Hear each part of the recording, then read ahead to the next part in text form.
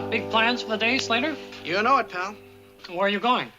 I'm heading straight for that Watusi place, the Boozagogo. There's a little dancer there named Dolores who's got big eyes for me. Oh, yes. Is she the one in the cage? That's right.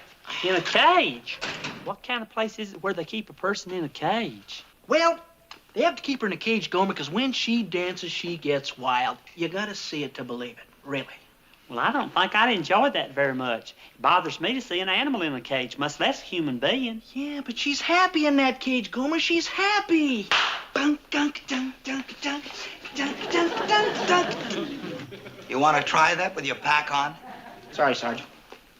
All right, you guys, listen up.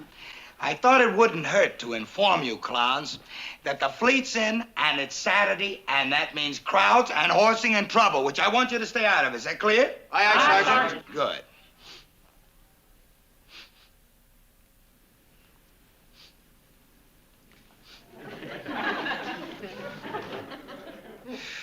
It's you. Slater, you smell like a man with ambitions to take over the town, so maybe you better be extra careful. Oh, no, not me, Sarge. I got a date all right, but no cavorting with a bunch. Oh, really? Tell us about it. Oh, well, it's just a girl. Just a girl? Not for you, Slater. Matter of fact, Sarge, she is something special. In fact, she's beautiful, really beautiful. And you know where she works? In a cage? Tell the sergeant about how she works in a cage. Gomer. Of course she works in a cage. She also eats and sleeps in a cage because she's a beast. You guys kill me, you know that? With your phony stories about your big dates. Why can't you just say you're going into town, have a couple of beers, go bowling, and leave it at that? Oh, no. You got to give each other them snow jobs about them gorgeous dames. Sergeant Carter, would you care to hear what I'm going to do today? No. I'm going up to Hollywood. I'm going to take one of them bus tours and see all the movie stars' homes. That's thrilling, Pyle. Absolutely thrilling. I've been meaning to do that for the longest kind of time. You hear that? Now, there's a date I can believe. Him I can believe. You're welcome to come along if you'd care to. No, Pyle. But you know what? I've got to respect a man who tells the truth. Thank you, Sergeant Carter. It's a real nice thing to say. It really is. Because I believe that's really what you're going to do. Just what you said. Oh, I am, Sergeant, I am. Why, is it beginning to sound good to you now? Because if it is, then No, I'll be proud. I said no. Now, the rest of you guys, I got just 2 words for you for your liberty. Watch it. Gee. Hey, you want to go on that tour with me? Gomer, have you forgotten? Dolores in the cage? See you later, pal. Oh, don't forget to say hello to Vera Ruber Ralston and all the gang. I can always tell when you're pulling my leg, Duke. You get that insincere look in your eyes. Yeah, well, don't go to any of those Hollywood parties. You can't afford the scandal. Just look at him. Just look at your eyes. How insincere.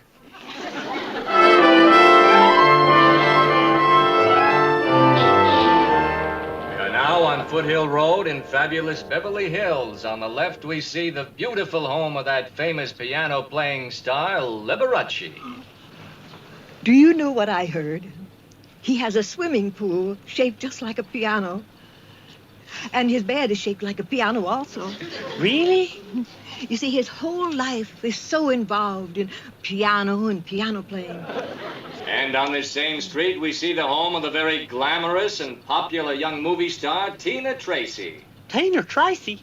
Why, I've seen every one of her pictures. Excuse me, ma'am, I gotta speak to the driver. Driver, would you do me a favor? Sorry, no refunds. Oh, it's not that. I'm having a wonderful time. I was just wondering if you'd stop for a second while I got a picture of Tina Tracy's house. It'd mean a lot to me, it really would. Yeah, well, okay, you'll be in a service, man. But just a second, I got a schedule to keep. Thank you.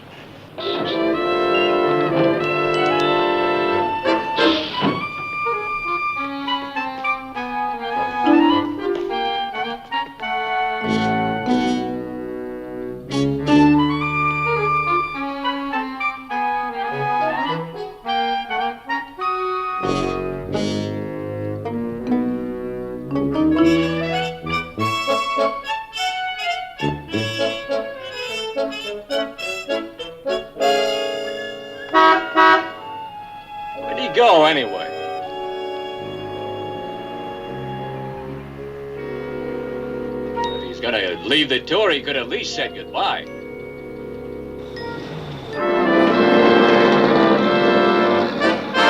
Hey, wait for me! Oh, shoot. Now I won't get to see Randolph Scott's house.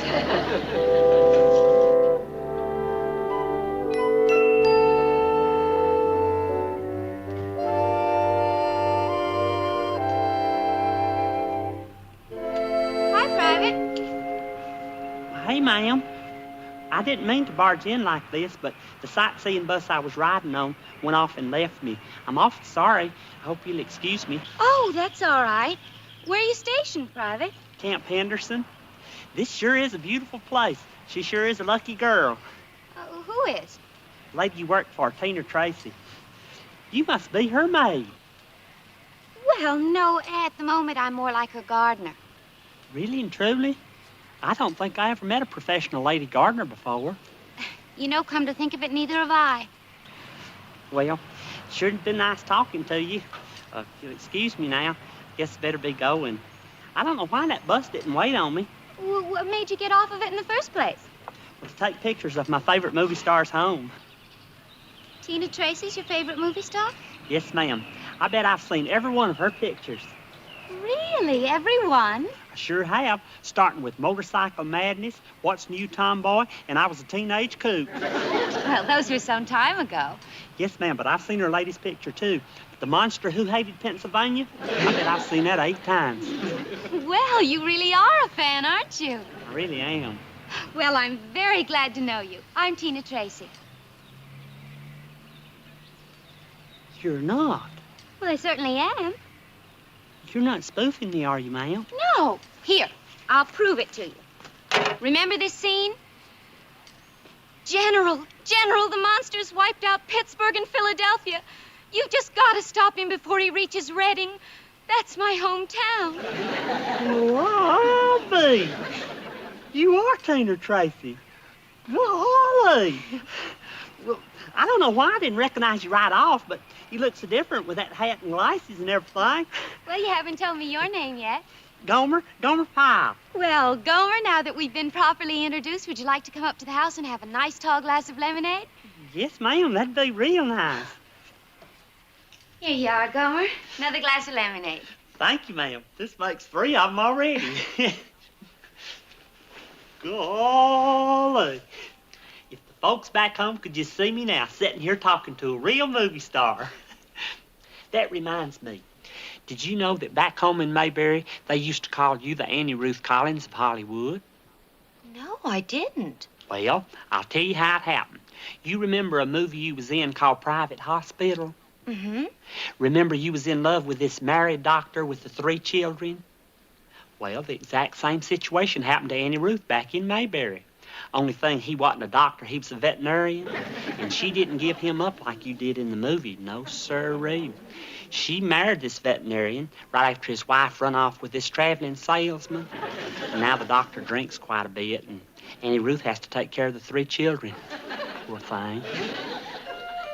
Tell me more, Gomer. Oh, miserable. I take it things didn't work out exactly the way you'd planned, Slater. It never fails. When you over-anticipate, you're bound to be disappointed. Thanks a lot, Hummel. Didn't you get to see that Watusi dancer? Oh, yeah. Yeah, I saw her. Well, what happened? She invited me home to meet her family. Oh, that sounds very nice. Her husband and 2 kids. I don't know why I even bother going into town. I could have more fun doing my laundry. You? Boy, have I got something to tell you. Well, you hear this. You know that Hollywood tour I went on? Well, I had one of the best times I've ever had in my whole life. Guess who I spent the afternoon with? Come on, guess. I don't know, Gomer. You'll never guess in a million years, but guess anyway. I give up. You'll never guess. Gomer, I give up. Okay, then I'll tell you. I spent the whole afternoon with Tina Tracy. What do you think about that? How long did it take you to think that one up? She is, without a doubt, one of the nicest, sweetest girls I ever met in my whole life. Right away, she offered me this nice tall drink. You mean you don't believe me? Gomer, I'm not in the mood for jokes. Can you knock it off? But this is no joke, Duke, honest. and I've saved the best part for last. She told me to come back tomorrow for a barbecue, and I could ask a few of my buddies. Oh, sure. And she'll fill the pool with champagne for swimming. You mean you don't believe me? Gomer, it's just a little far-fetched. Just a little. Well, I'm surprised at you, Duke. I really am. You're supposed to be my best friend. Have I ever told you a fib in my whole life? No, but there's always a first time. Well, I'll tell you exactly. I got off of this tour bus to take a picture of Tina Tracy's house, and there she was. And she is without a doubt one of the nicest. You really met her? You really met her? I'm surprised at you, Duke. If I said I did, I did. Well, I mean, it's just like a thing like that happens to a serviceman like once in 1,000 times. And who'd ever figure you to be so lucky? Well, I was, and like I said, she told me to bring some of my buddies I'll over. go. And it's all set. The three of us will go up to Hollywood tomorrow. The three of us? Who's the third? Well, Sergeant Carter, of course. What do you want to ask him for? Well, he's my buddy, too, isn't he? I'll go over there first thing in the morning and ask him, and he won't be like you. He'll believe me right off like he always does. Swear. But it's the truth, Sergeant. Pyle, you mean to stand there and tell me that you spent a whole afternoon with a sex pot like Tina Tracy?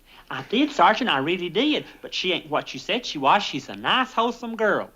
Okay, Pyle. To you, she's a nice, wholesome girl. But you do believe me, don't you? Of course. Did I ever doubt you? Then you'll come? Well, Please say you'll come.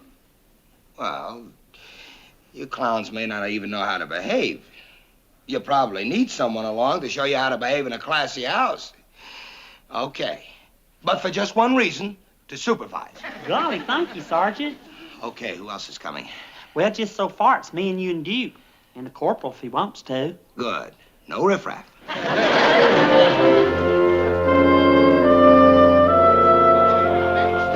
You had to open your big mouth, huh, Pyle? Look at all them guys. I had to ask the fellers in my barracks, Sergeant. I'm sure she won't mind. Well, so this is how the other half lives. Shut up. Yeah. All right, you Yeah. guys, hold it down.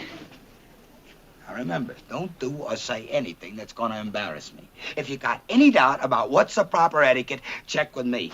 Don't shake hands with her, whatever you do, and watch them cigarette butts. All right, sir. All right. Let's go. Come on. Hold it back.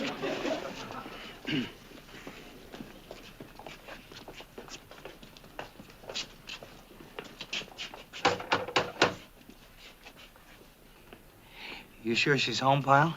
She's expecting me to be here, she said.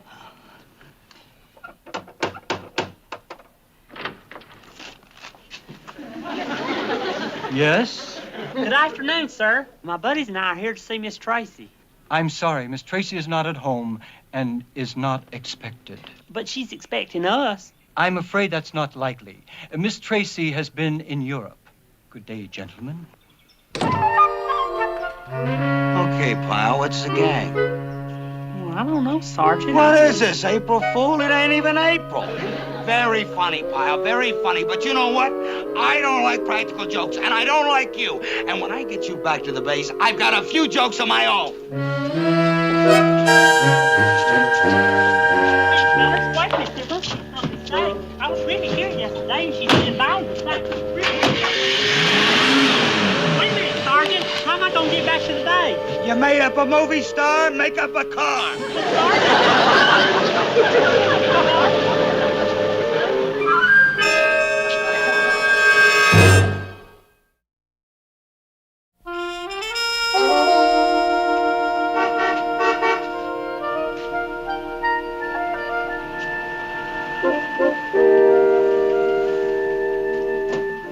Hey, Miss Tracy. Boy, am I glad to see you. I thought you were going to bring some of your friends with you. I did. Well, where are they? Well, they left. They left. Why? Well, my buddies and I went up and knocked on the door, and this feller come out and said that you was in Europe and he didn't know when you'd be back. Oh, Gomer, I'm so sorry. Stevens was just trying to protect me. I should have told him. Oh, I feel terrible. Do you suppose we could call them and explain? Well, I don't think that'd do any good since they thought I made it up about meeting you and all anyway. Now I'm sure they think I'm some kind of a liar. Oh, Gomer, I'm so sorry. Oh, Miss Tracy. Oh, Stevens. Is everything all right, Miss Tracy? Oh, Private Pyle's a friend of mine. Could you help him with the packages, please? I told you I was expecting. Any luck, Gomer? I'm trying again. They should be back by now. Hello? Corporal Boyle? Could I speak to Sergeant Carter? It's Pyle. He wants to talk to you. Are you kidding? Hang up. What is it this time, Baron Munchausen? Hang up. Corporal Boyle, would you tell Sergeant Carter that I'm sitting right here at Miss Tracy's house and that she feels real bad about missing you all? What do you think? We're a couple of jerks? How many times do you think we're going to fall for that crummy gag? Hang up. But I tell you, she's standing right here in a bathing suit, getting ready to go for a swim, and she wants you all to come back. Here, give me the phone. I'll talk to him. He says he's with her now and that she's wearing a bathing suit. Ask him what he's drinking. Hang up. Just hang up. Wait a minute. Wait just 1 minute. Hello? Hello? He hung up. Guess they still don't believe me. Oh, Gomer, I'm so sorry. Well, look, don't feel so bad. You tried. I really did. But I can't blame them for not believing me. Well, there's nothing you can do about it now.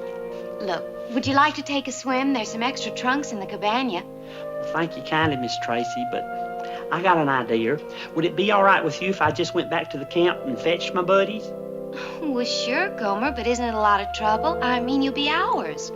Well, yeah, but I just wouldn't feel comfortable swimming here while back at the camp they was doubting me.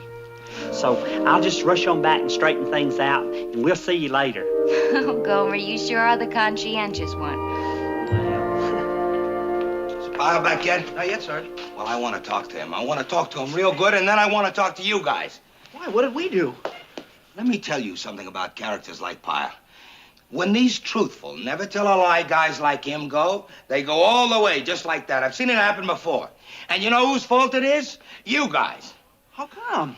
It's psychological, and you guys are to blame. I don't get it. I think I know where the sergeant is going. Shut up, Hummel.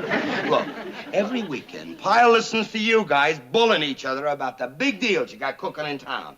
He's getting an inferiority complex. So what does he do? He cooks up a big deal of his own to impress everybody. Only it's all in his head, see? In other words, he's fantasizing. What? You think so, Sergeant? You think it's all in his head? I know it is. And when I see him, I'm... Hey, Sergeant Carter, I'm glad you're here. Guess what? What, Pyle? It couldn't have been more than 10 seconds when Miss Tracy showed up. Huh? Pyle, listen to me. You're fantasizing, and it's got to stop, okay? But it's the truth. She only went shopping and she forgot to tell Mr. Stevens to expect us. She was sorry she could be about the mix-up. She sent me here to fetch you back to her house. You don't believe me neither, do you? All right, I'll tell you what I'm going to do. Listen to this. I'm going to prove to you I've been telling you the truth. I'm going to call her up and let you talk to her. She gave me her phone number, so you and the fellers come on with me to the day room, and I'm going to call her. Gomer. Please, Duke, you just got to believe me. You above everybody else. You just got to. Okay. You're going to be apologizing to me in about 3 minutes. You just wait and see. Curious. Very curious.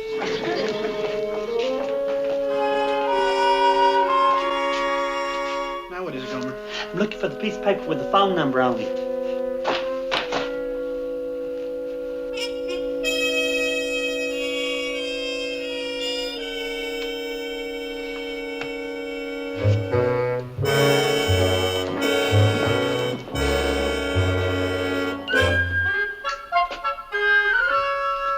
Here it is.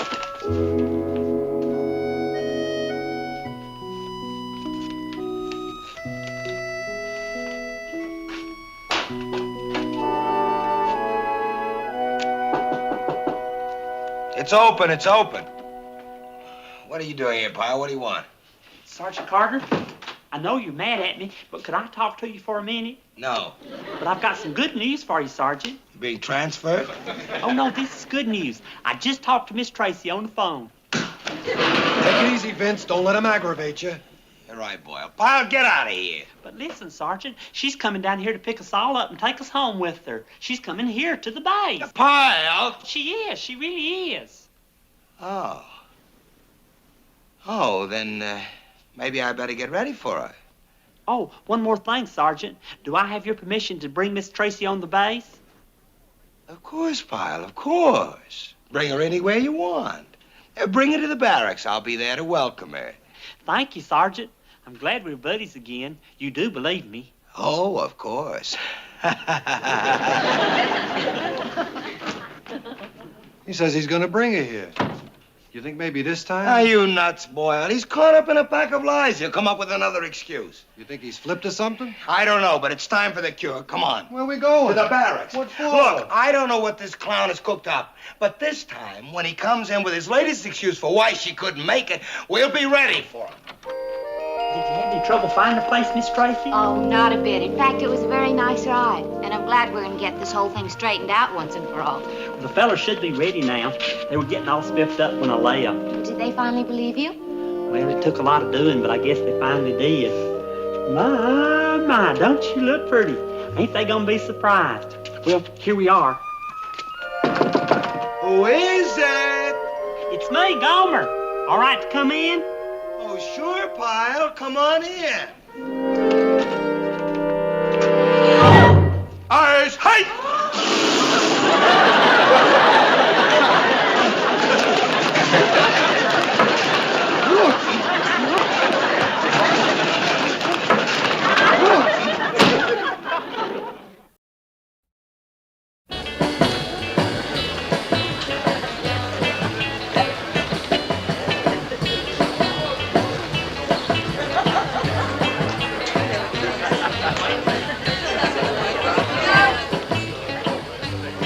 Could I speak to you men a moment?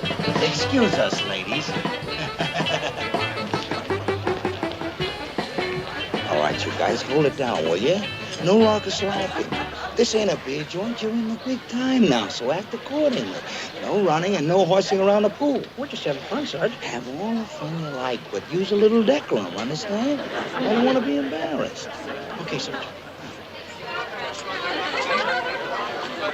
Hold it down on the eats, huh, fellas? One handful at a time. You'd think you were starving the way you guys are going at it.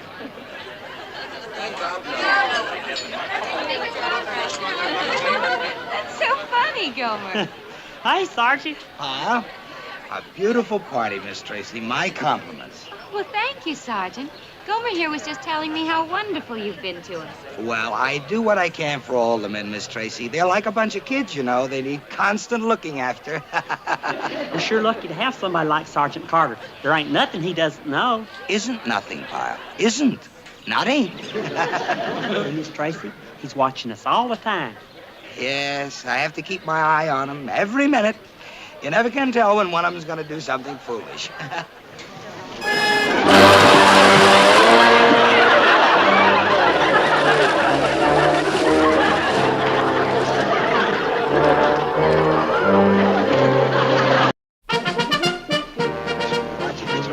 All right, you man ready, Hacker? Anytime, Vince, anytime at all.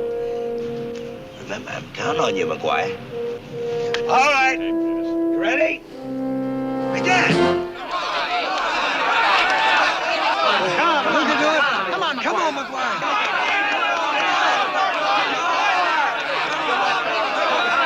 5 seconds to go. That's it. Time. 29. 26. Going on 27. Well, old buddy, it appears you owe me another steak dinner. Yeah. Nice work, Peters. Hey, look, can't your boys do anything better than mine? This endless winning streak is getting to be kind of a bore. Yeah, well, it ain't gonna last forever, Hacker. One of these days. Sure. But if you'll excuse me, I gotta go change. I want to look my best for dinner tonight. You can pick me up around 8, dearie. Tomorrow's another day, Sergeant. Luck. I never saw a guy with so much luck. One of these days.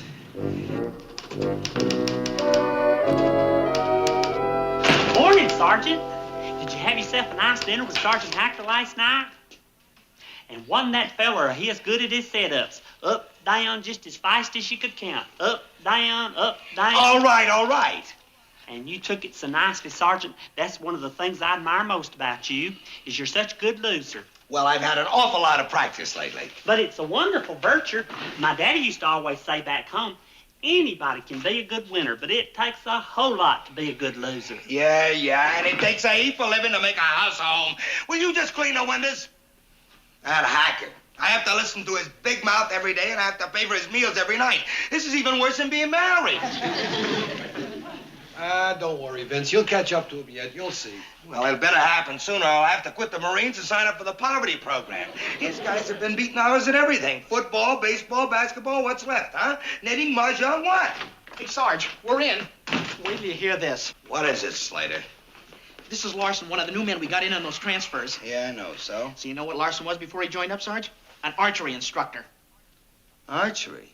Archery, you know, bows and arrows. So he's good at archery, so what? Oh, I mean, he's really good, Sarge. Good enough, I would say, to put your money on. I mean, a real pro. Archery, huh? And you're pretty good? Well, I taught at the Y. He's got a room full of trophies at home from contests, Sarge. Tell him, Larson, don't be so modest. You mean you actually did this bow and arrow shooting in competition? Well, I won a few. No kidding. How about that? We can knock old Hacker off with a bow and arrow. That's what I mean, Sarge. Welcome to the 1st Platoon. Come on, let's get over the rec hut and grab some equipment. Bows and arrows. How about that? Hacker's out there. Look, we gotta keep this under wraps. Slater, you get Larson back to the barracks, the back door, and see that he keeps rested. Right, Sarge. Come on, boy. You and me grab the equipment. Right, Sergeant. Sergeant, anything you want me to do? Huh? Oh, no, nothing. I want you to stay clear of this. I don't want any foul-ups. Archery. How about that?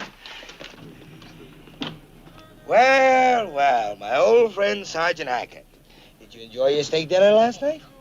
Fine, like always. Good. We'll have to do it again sometime. Oh, by the way, you did say you would compete with us in anything, didn't you? Good. I'll be able to see you a little later. Ah, it's a lovely morning, isn't it, Boyle? Just lovely. See you later, Jensen.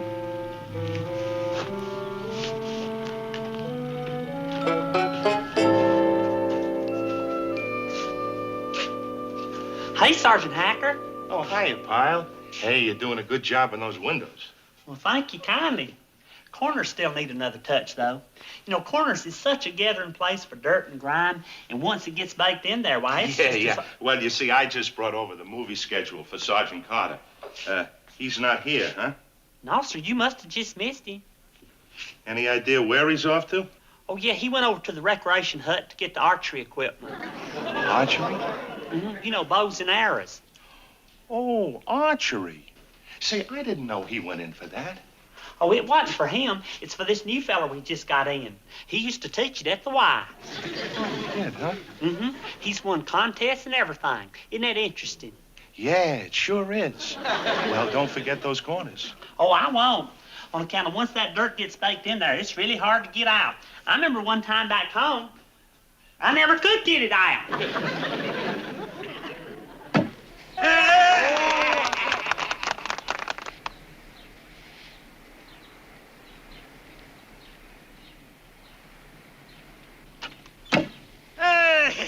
Hey, nice score, Larson. Hey, nice scoring, Larson. Nice work. 2 reds is 14, a blue is 5, and a bullseye, that makes 28 points. Hey, you hear that? 28 points. It's your turn, old friend. I can taste that steak already.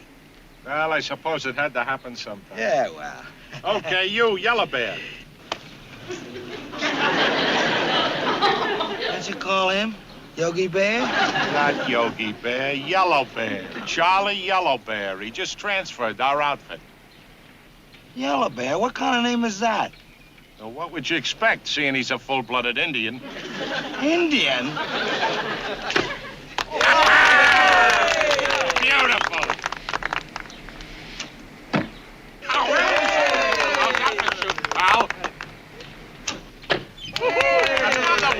How about that, Sergeant? A real honest gosh Indian. He's good, isn't he?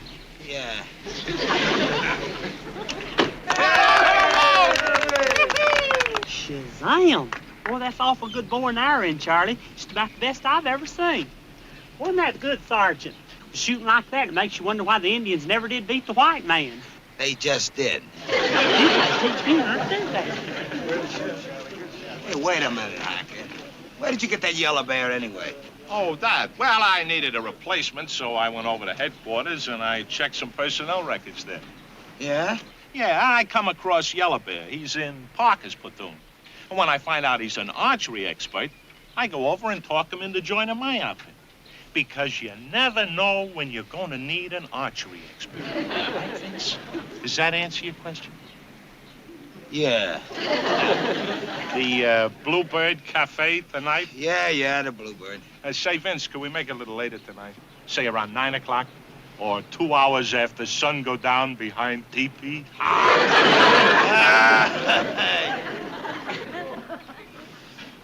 It's 4 o'clock. Hey, Pyle! You'll find Persky over at the mess hall. Tell him I gotta borrow $10. And get that stuff back to the rec hut. Yes, sir. Boy, wasn't that Indian... On the double! Move it! Move! Oh. He did it to me again. Must have got tipped off about the archery.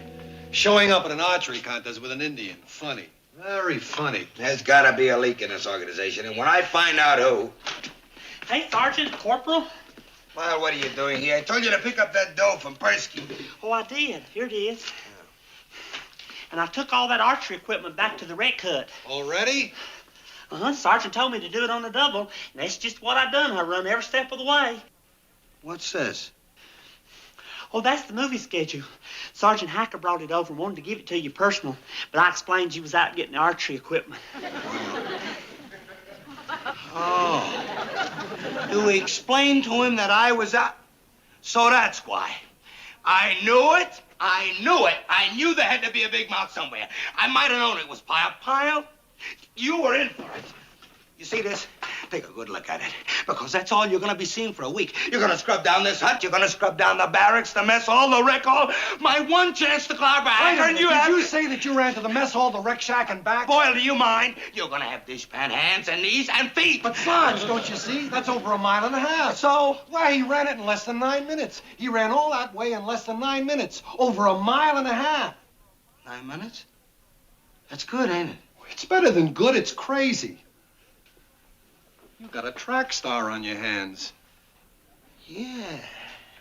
Well, if I'm going to do all that swabbing, I guess I better get started. Swabbing? What swabbing? Take a little joke.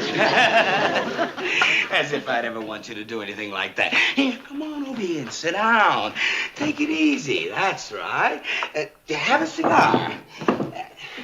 No, it's bad for you, Win. Oh, look, Pyle, how come you get to run like this? Well, back home when I used to work at the filling station, I was a volunteer fireman, too. And whenever the alarm would go off, I'd have to drop whatever I was doing and run down there to the fire station. Well, it was about 1 mile, so unless I made it in 4 or 5 minutes, I'd lose my place on the truck, and I wouldn't get to ring the bell. So you ran the mile? In 4 or 5 minutes. I had to, or I wouldn't get to ring the bell. So I practiced on running. Otherwise, Farley Upchurch would get to ring the bell, and I sure did like to ring that bell. Is it possible? We could clock him to make sure.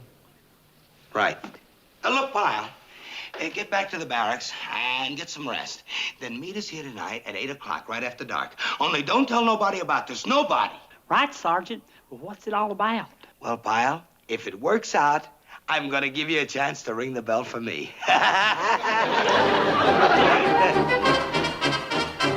at it, Pyle. Only 2 more to go. How's this time? You wouldn't believe it. How about that? Who could figure that Pyle would be the one to bail me out? I can't understand it, but there it is. At last we got a winner, a real winner. And Hacker will never suspect because it's Pyle. Hey, here he comes again. Keep at it, Pyle. You can run in the ring that bell. Go, crazy legs, go!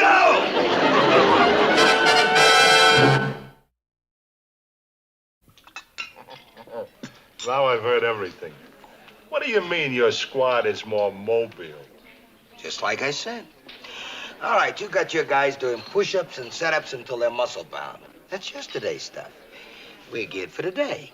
Speed is what counts. Run fast, hit fast. I trained them that way. My guys are like greased lightning, any one of them. Come on. It's the truth. Any one of my guys can pass any one of your guys like he was standing still. That you'll have to show me. It's easy to prove. Let's have a race. We've had every other kind of contest. Let's have a race. A race, huh? Sure. And this time, let's make it more interesting. Not just for the blue plate in this crummy diner. Let's make it for a steak dinner with all the trimmings at the Go-Go Club. The Go-Go Club? I could run $20. Oh. Hey, Vince, you wouldn't happen to have a ringer lined up, would you? Why, Sergeant, I said any one of my guys. I'll even let you pick them. Here, I just happen to have a roster of all the men in my platoon. What could be more fair? Go ahead, pick them. We'll make it for 1 mile on Saturday afternoon. Do you mind? How can you smoke them ropes anyway?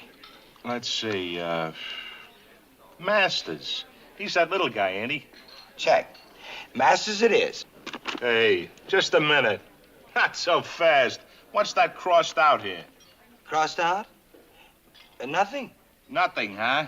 Is nothing spelled Gomer Pyle? Well, it's just that... You know Pyle. He's a member of your platoon, right? He's one of your grease lightning boys, right? Well, What? he's the one I picked. And the bet is on for the big spread at the Go-Go. Yeah, but you... No buts. It's Pyle or no race. Okay. I'll go with Pyle.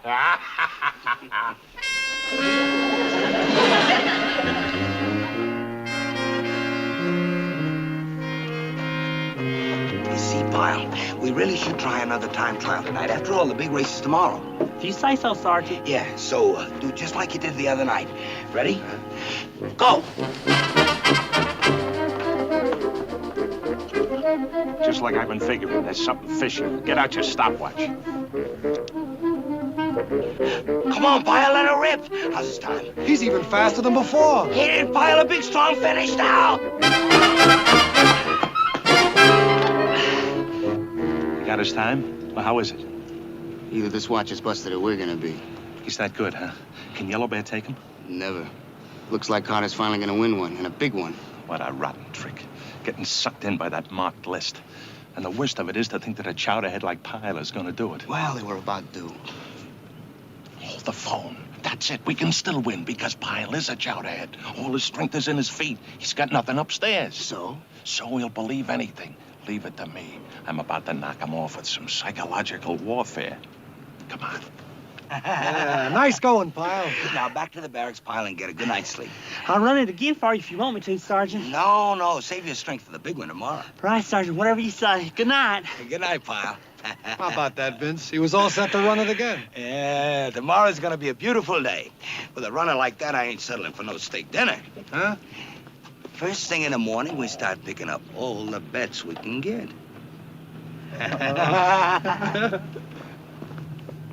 Hey, look at that. Some prize knucklehead's getting awful careless. What is it? It's still lit. Somebody was just out here watching. Maybe clocking. Not just somebody. Can't you smell that? That's one of them crooked cigars that Hacker smokes. Hacker? Then he knows how fast Pyle is. Yeah. Still, what can he do about it now? All he knows is that he's beaten. Not Hacker. He don't play square like we do. He'll try to come up with some crooked trick. Well, like what? Let's see. If I was Hacker and I knew Pyle could win it, what would I do? Hey, Sergeant Hacker. Are you looking for Sergeant Carter? No, I was gonna go to the movies, but, well, I wouldn't enjoy myself. You wouldn't? No, I couldn't. You'll understand when you're a sergeant, Pyle. When one of your men is about to suffer sorrow, there's no laughter in the world for you either. One of your... Who? Charlie Yellowbear. Sweet, trusting Charlie Yellowbear. What's wrong with Charlie? Nothing now, but, well, I hate to think what'll happen tomorrow if somehow he should happen to lose that race. He's running against you, you know. You mean that foot race? Why, that's just a little sporting contest.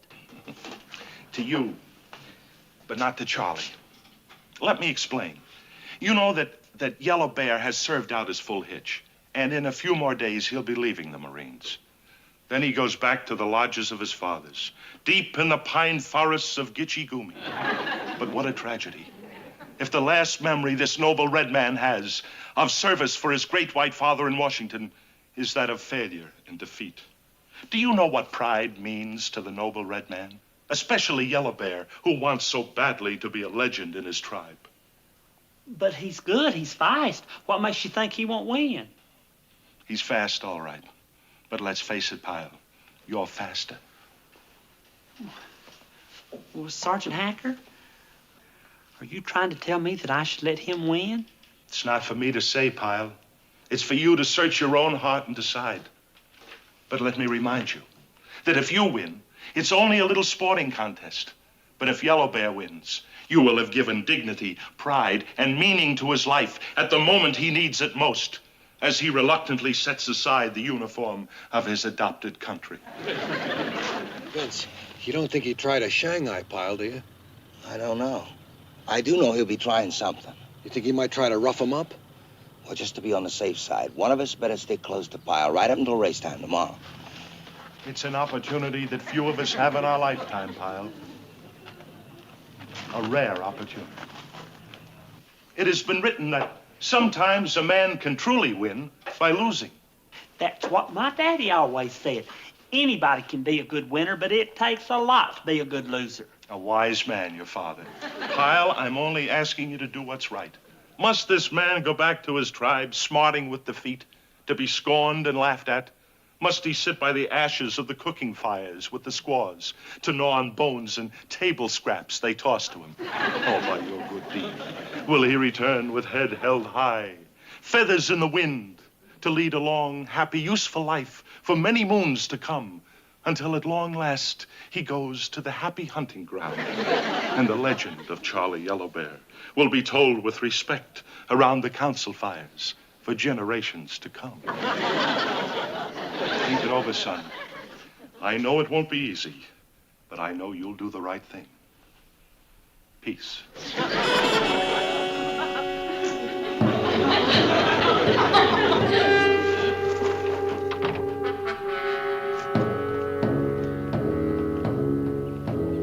Vince, we better get in there and straighten Pyle out. Wait a minute.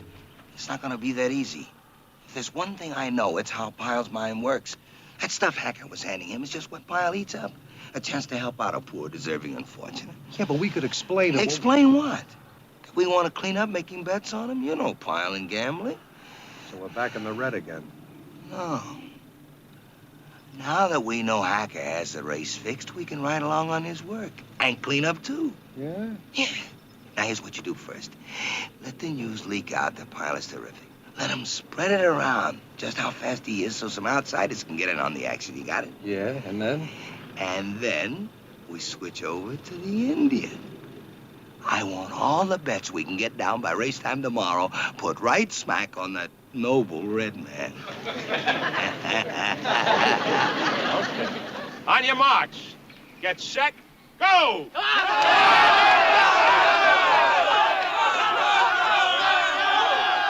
And may the best man win. My thoughts exactly. Pure sportsmanship. Absolutely. Hey, keep an eye on him, Slater. Right, Sarge. Vince, you think Pyle's gonna go through with it? I mean, throw it?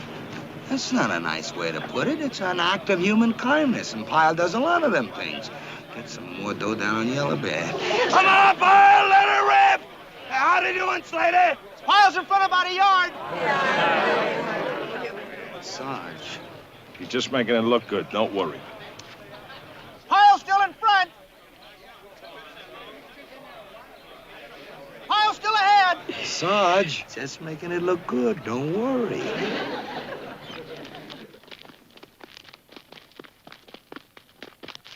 Coming past the motor pool. Pyle's still out in front. Pyle's still ahead. Pyle a good 10 yards in front. I don't like it, Sarge. Pyle is still leading.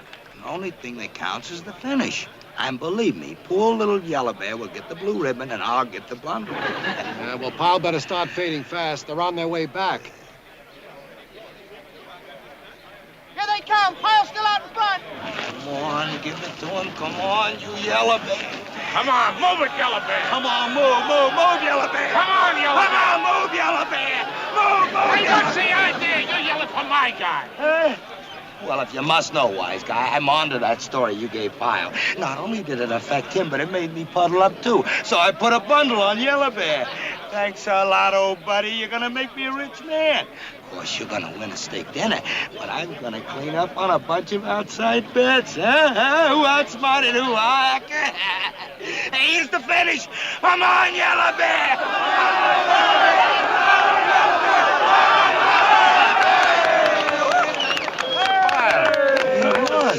Sergeant, we won.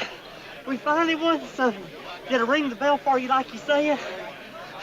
Look at the sergeant so happy he can't even talk. And Sergeant Hacker, about what you said, well, you don't have to worry any more about Charlie Yellow Bear. I had a talk with him right before we had the race, and I told him now that he had a fine sergeant like you worrying about all his problems, that he ought to stay in the Marines. So guess what? He's gonna re-enlist. Oh, one more thing. Charlie and me's gonna start practicing running together, and he's gonna teach me how to shoot the bow and arrow, and we're gonna get to be real good friends. Yes, sir, real good friends. Just like you and Sergeant Carter. Come on, Charlie. Let's go get our clothes.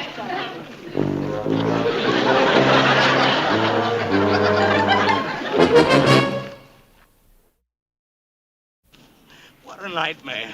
It'll be 6 months before I can pay off all the dough I lost in that race. Well, at least you get a dinner out of it. Who can eat? Sergeant Persky came by twice this morning looking for that 50 you owe. That Pyle, oh, that Pyle. He'll never get a chance to cross me again. Hey, some guys are following us. Huh? One of them looks like Persky. Come on. Here. This ought to do it. We'll wait here. Sarge. Nah, like the shadows in the night. 10 years of camouflage. Oh, hi, Persky. Yeah, I was just looking for you. Sure. Out here in the bushes? Hey, how did you know we were out here? Hey, Sergeant. It worked just swell. Charlie Yellow Bear here's been teaching me how to track just like the Indians do. And I tracked you right here to this place, and here you are. How about that? Yeah. How about that?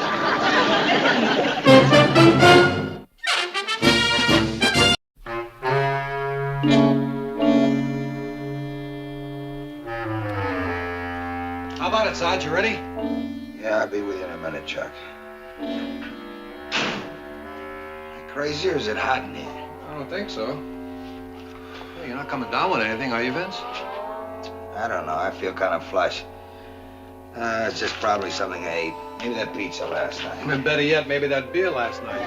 What don't you remember? I don't know.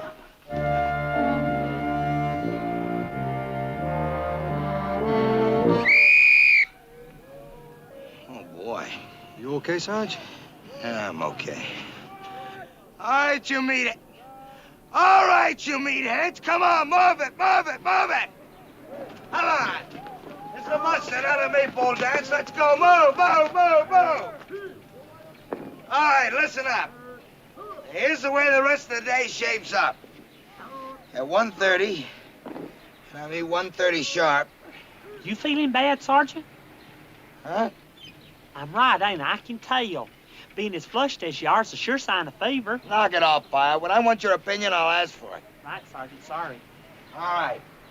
Now, 1:30 sharp. What is it now, Pyle? Excuse me, Sergeant, but if I could just feel of your ears, I could tell where you have a fever in just a second. That's the way you tell about fever, by the ears, not the forehead like most. Pyle, knock it off. You're in formation. Right, Sergeant.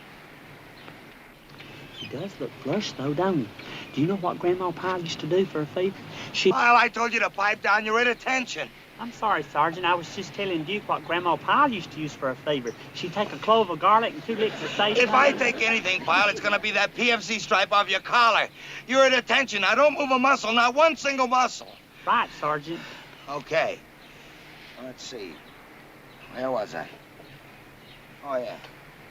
Now, 1:30 sharp, you will proceed to Building G for a lecture. Excuse me? Pyle, I told you not to move a muscle and no talking. But I can't hear you, Sergeant. Did you hear me, Slater? No, Sarge, not too well. I'm sorry. See, if we both can't hear you, then you're bound to be sick. Huh? And as bad as you sound, you look even worse. Don't he look bad, Duke? Just look at his mouth. Stow it, both of you. Vince, maybe you ought to check in at the sick bay to make sure, huh? I'll take over here. Yeah. Maybe you're right. I'm feeling worse by the minute. Yeah, I'll be back as soon as I can. It's for the best, Sergeant. It really is. Just ask him the feel of your ears and see if that don't. Pyle! I hope it ain't nothing serious. Don't worry about it, Gomer. But he does look bad. He looks just like my Aunt Serena did the day she went down to have her ear lanced. Pyle! Excuse me, Corporal. What is it, Pyle? About Sergeant Carter, have you heard anything yet? Well, as a matter of fact, I have. The doctor just called. It was a fever spell, right? Is that what it was? No, Sergeant Carter's got himself a case of German measles. German measles? How'd he ever get a thing like that? I don't know, Pyle, but I gotta hustle over to sick bay with some of this stuff and maybe try and cheer him up. He must be feeling pretty miserable. By all means, Corporal, you do that. German measles. My. Poor Sergeant Carter. If there's anything I can do to help. I'll tell you what you can do, Pyle. You can get back to work on the double so I can give the sergeant a good report, okay? Yes, sir. Tell Sergeant Carter not to worry. Everything will be raked up real nice. I'll see to it myself. And be sure and tell the sergeant best wishes. Tell him it seems like he's been gone for days instead of just hours. I'll see that Sergeant Carter gets this. Thank you. Oh, you can't go in there. If you want to talk to him, go around this way and use the phone by the viewing window. Yes, ma'am. And don't stay too long. I won't.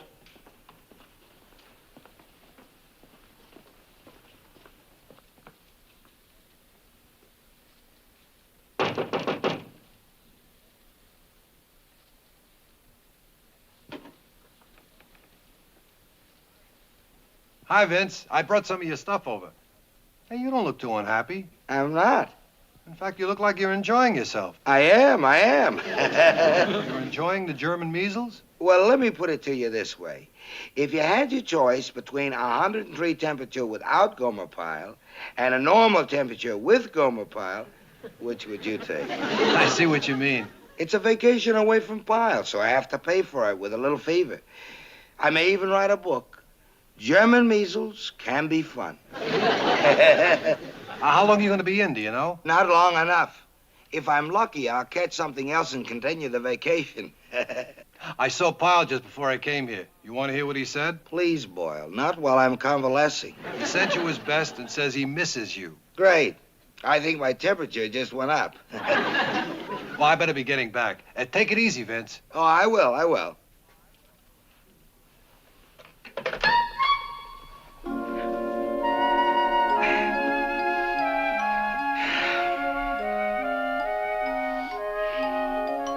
Sergeant, are you awake? What is it? It's me, Gomer. Pyle, what? How did you get in here? I walked in. There wasn't anybody at the front desk, so I figured it's all right. Well, it ain't all right. Go on, get out of here this minute, this second.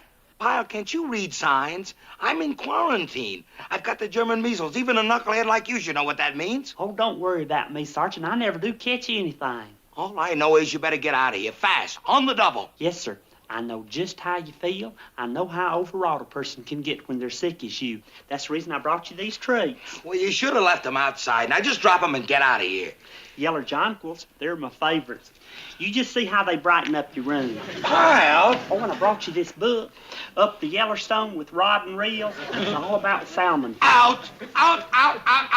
Yes, Sergeant. Oh, the candy. Now, these can't hurt you at all on account of they're all fruit centers. Pyle, get out of here. Just get out. Keep your chin up, Sergeant. The main thing is to get plenty of rest and don't let nothing excite you.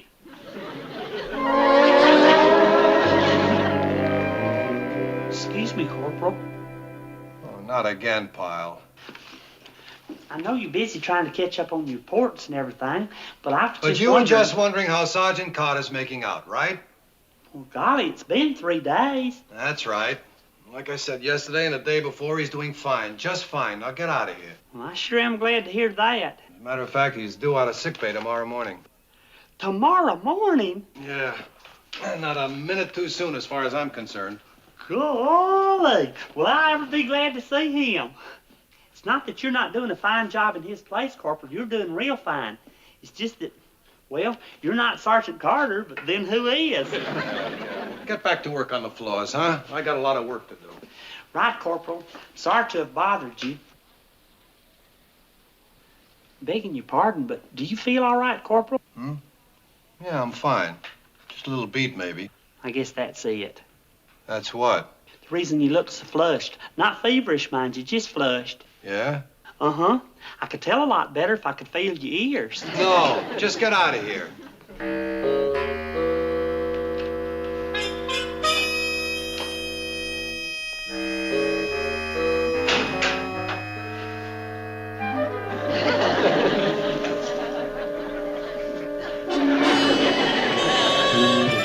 Hey, fellas, wait till you hear the news. Just wait till you hear the news. I just talked to Corporal Ball, and Sergeant Carter's all better, and he's going to get out of sick bay first thing in the morning. That's good news. Well, I'm surprised at you, fellers. Making light of a man that's been in the hospital for 3 days, especially a man like Sergeant Carter. I'm sorry, Gomer. It's just that I don't feel so red hot myself. I haven't been feeling too well either. Huh? My head feels kind of funny. I'm warm all over. Hey, Duke. I know. You want to feel my ears, right?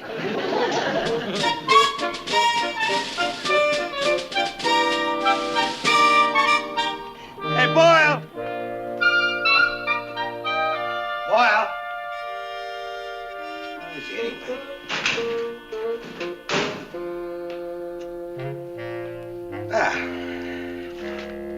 Back to work.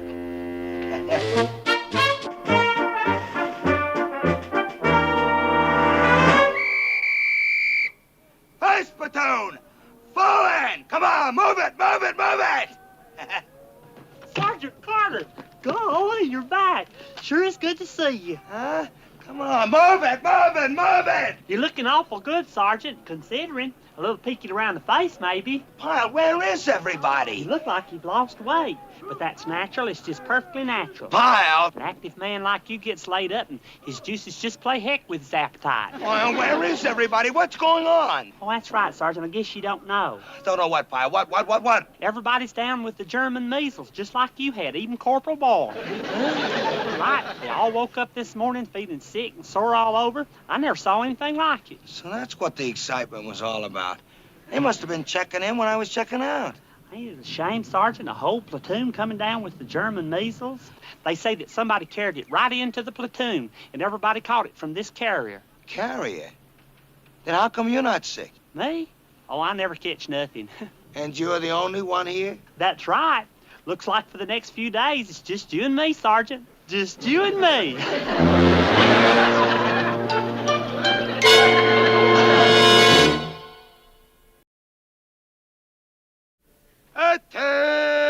Hut!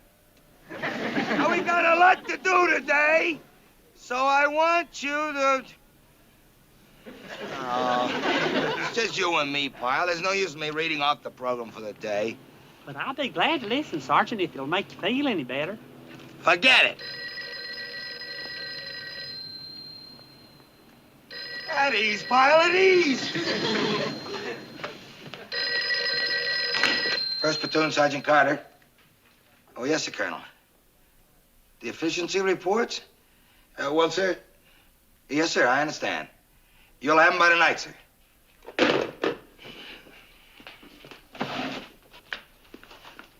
Excuse me, Sergeant, for leaving formation, but Captain Hughes gave me these inventory report blanks. He wants them filled out and returned to him by tomorrow noon. Oh, for the love of Pete. I'll do it. Huh?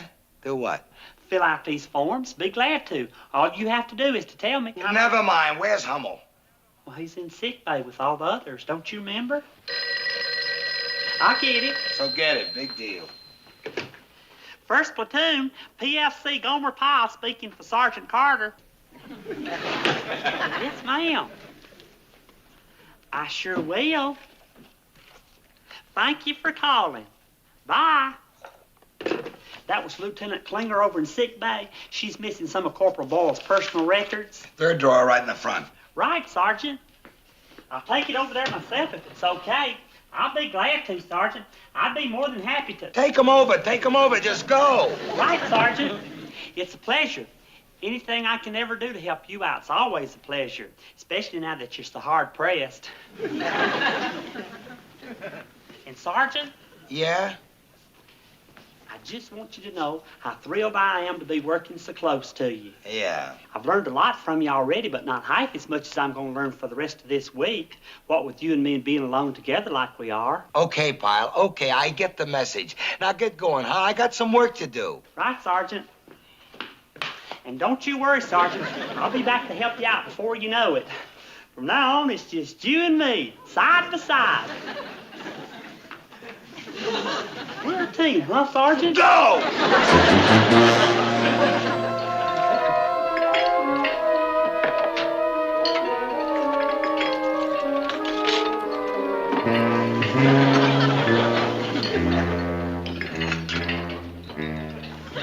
Sergeant, can I borrow the ketchup?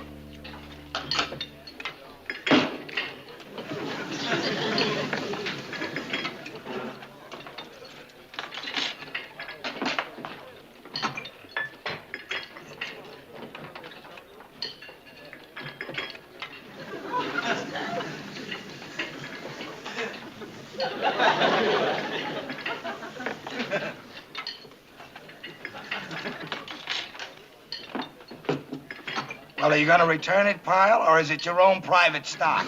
Huh? The ketchup, the ketchup. Oh, I'm sorry.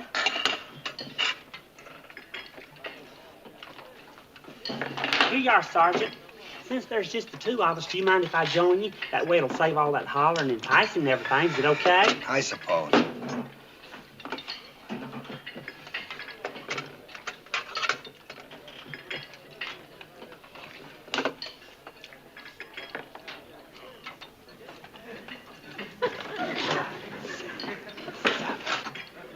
What are you doing? I was just counting, Sergeant. How many times do you chew your food? I don't know. I don't count. I just eat. Grandma Pyle says you should chew each mouthful of food 12 times before you swallow it. Anything less than 12 chews is bad for your digestive tract. Do you know that, Sergeant? Pyle. A human being ain't like a dog. A dog don't chew at all. He just swallows his food whole and lets his stomach do all the work. I remember once I had this old bird dog, and he caught this wild turkey and... Pyle, just eat your chow, huh? Just eat your chow and knock it off, okay? Oh, I am, Sergeant, I am. I just like to take my time and enjoy it. You know, sure seems strange just the two of us at this big old table. Yeah.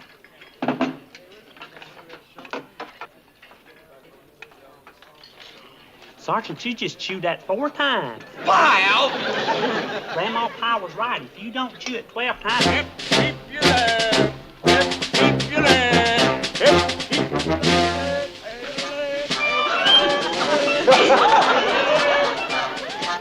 You left. Why you left? Don't you know you left? I'm sorry, Sergeant. It's just that I haven't got anybody's feet in front of me to watch. Well, watch my mouth. That's all you gotta watch. Left, hey, left, hey, left, hey, hey, left. I'm not doing it again. Left, hey, left, hey, left. Platoon ready for inspection, sir. I don't know why I'm even bothering. But, Sergeant, you got to turn in a report to the lieutenant. All right, all right. Yeah. It's okay, Pyle. Sergeant, the locker.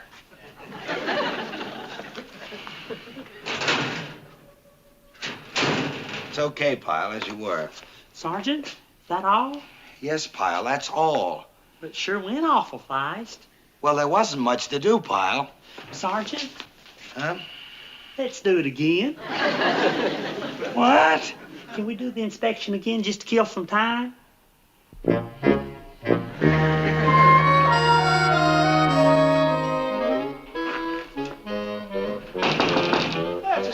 Hey!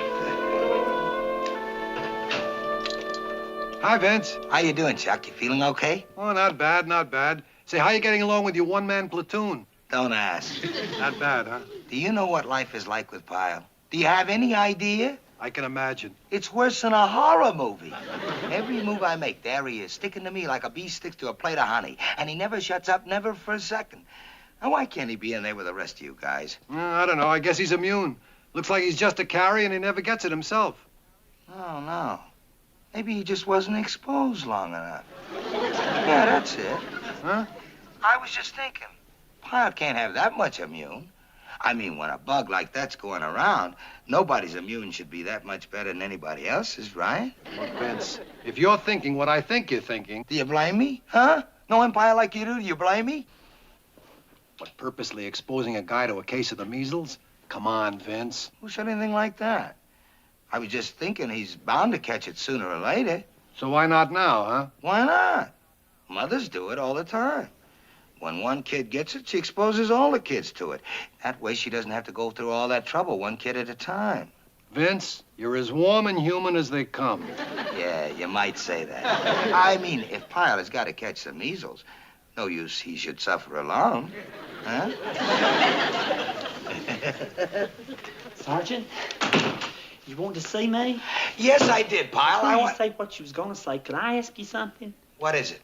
Well, I was just thinking, if I had your permission to move in here with you, then I'd save you all that running back and forth to the barracks every time you wanted me. Huh? Like in the mess hall, when I sat down next to you, I was right there to pass you anything you wanted.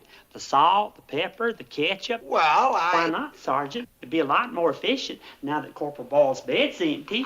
Boyle's bed? Oh, yeah. Yeah, oh, okay, Pyle, that might be a good idea. Oh, Look, I want to... Sergeant. Thank you. I just knew you'd like the idea. No, I think it's just great. Sergeant, now, look, isn't this your bed over here? Yes, that's my bed. And don't you sleep with your head facing towards the window? Oh, yes, I do. Then we'll have to switch the beds around. Huh? You see, I sleep with my head facing exactly the other way. So if we switch the beds around, our heads will be facing each other, and that way we can talk without turning over. Yeah. My, we're going to be roommates. Look, Pyle, on your way over to get your gear, do me a favor, will you? Corporal Boyle wants me to send over this here book. Run it over for me, will you? I'll be glad to, Sergeant. That's what I'm here for. And, Pyle, look, that'll give you a chance to pay your respects to Slater and Hummel and all the gang, huh? Yes, sir. That's real thoughtful of you, Sergeant. Yeah, just slip over and hand the book to Boyle personally, will you? Remember how you just walked in on me the other day? Well, do the same thing. And give Boyle my best wishes. In fact, shake hands with him. In fact, shake hands with the whole platoon. That's a great morale builder. Sergeant Carter, you just think of everything, don't you? I try, Pyle, I try.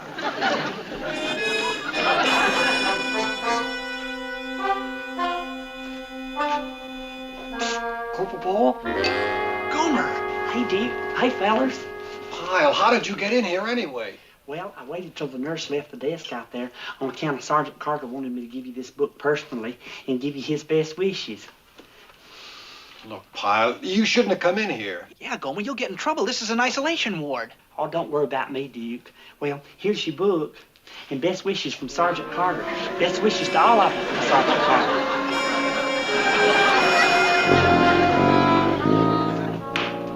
Well, you deliver the book?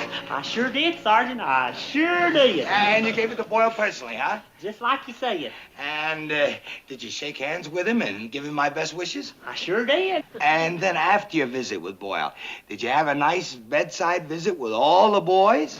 Went around shaking hands with everybody. Oh, wonderful. Corporal Boyle seemed very nervous about it, though. He did? Uh-huh. He said that the doctor told him there wasn't no such thing as being immune to German measles. For even somebody as healthy as I am. No kidding. I didn't know that. All it takes is just one little germ passed from one person to another. Just one little germ is all it takes. Is that so? Just one little germ? Uh-huh. You know, I just can't believe we're going to be roommates. Maybe you better pinch me, Sergeant, just to make sure. Later, Pyle, later. Just tell me, how many fellas you think you shook hands with?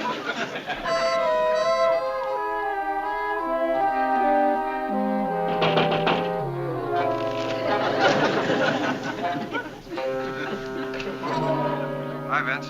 Can you believe it? Can you believe it? Never in a million years. You just don't get relapses quick as that.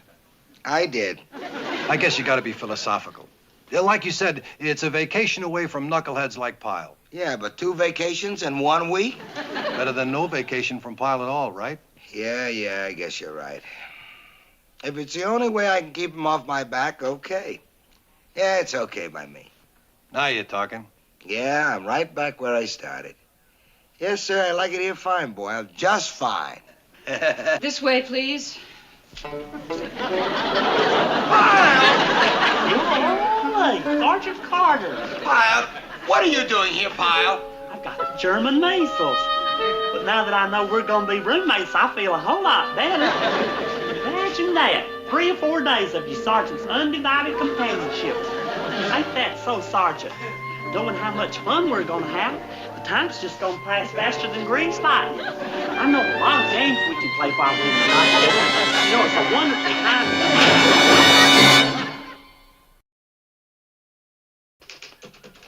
Hey, you're back. Yeah. You're all over it already? Yeah, it was just a relapse. What about Pyle? Well, with Pyle, that was no relapse. He's got the real thing for the first time, so it'll be a little while longer. Hey, you may get that vacation away from him after all, huh? I will now. I'm here, he's in the hospital, and all's right with the world. Surprise, Sergeant. Surprise, surprise, surprise. Pyle, what are you doing here, Pyle? You're supposed to be in the hospital. That's the surprise, Sergeant. The doctor examined me right after he examined you, and he said I could go back to duty just as soon as I wanted to. He did, huh? The doctor said that? He said it was just a light case. It just goes to show you, Sergeant, every cloud has its silver lining. Now we can get back to work together without missing a beat. Sergeant, tell you, I was his good right hand while he was in the hospital. Now that you're back, I'll be his second good right hand. Just you wait, Sergeant. I'll be here whenever you want me, night and day. Decided to offer a ceremonial greeting. Wowie, wow, wow, wow. Happy shouted, flapping his arms. Like a chicken, the Sultan froze. His daughters gasped. You dare debase the dignity of the princesses? The Sultan roared. Like a chicken? Mikhail stepped in quickly. Your Highness, please. In our country, the chicken is a sacred symbol of, fertility and speed. It is the highest honor. The Sultan narrowed his eyes. A sacred symbol? Very well. I accept this honor. But if I am insulted again, my country will withdraw from the alliance. The tension continued at a formal dinner.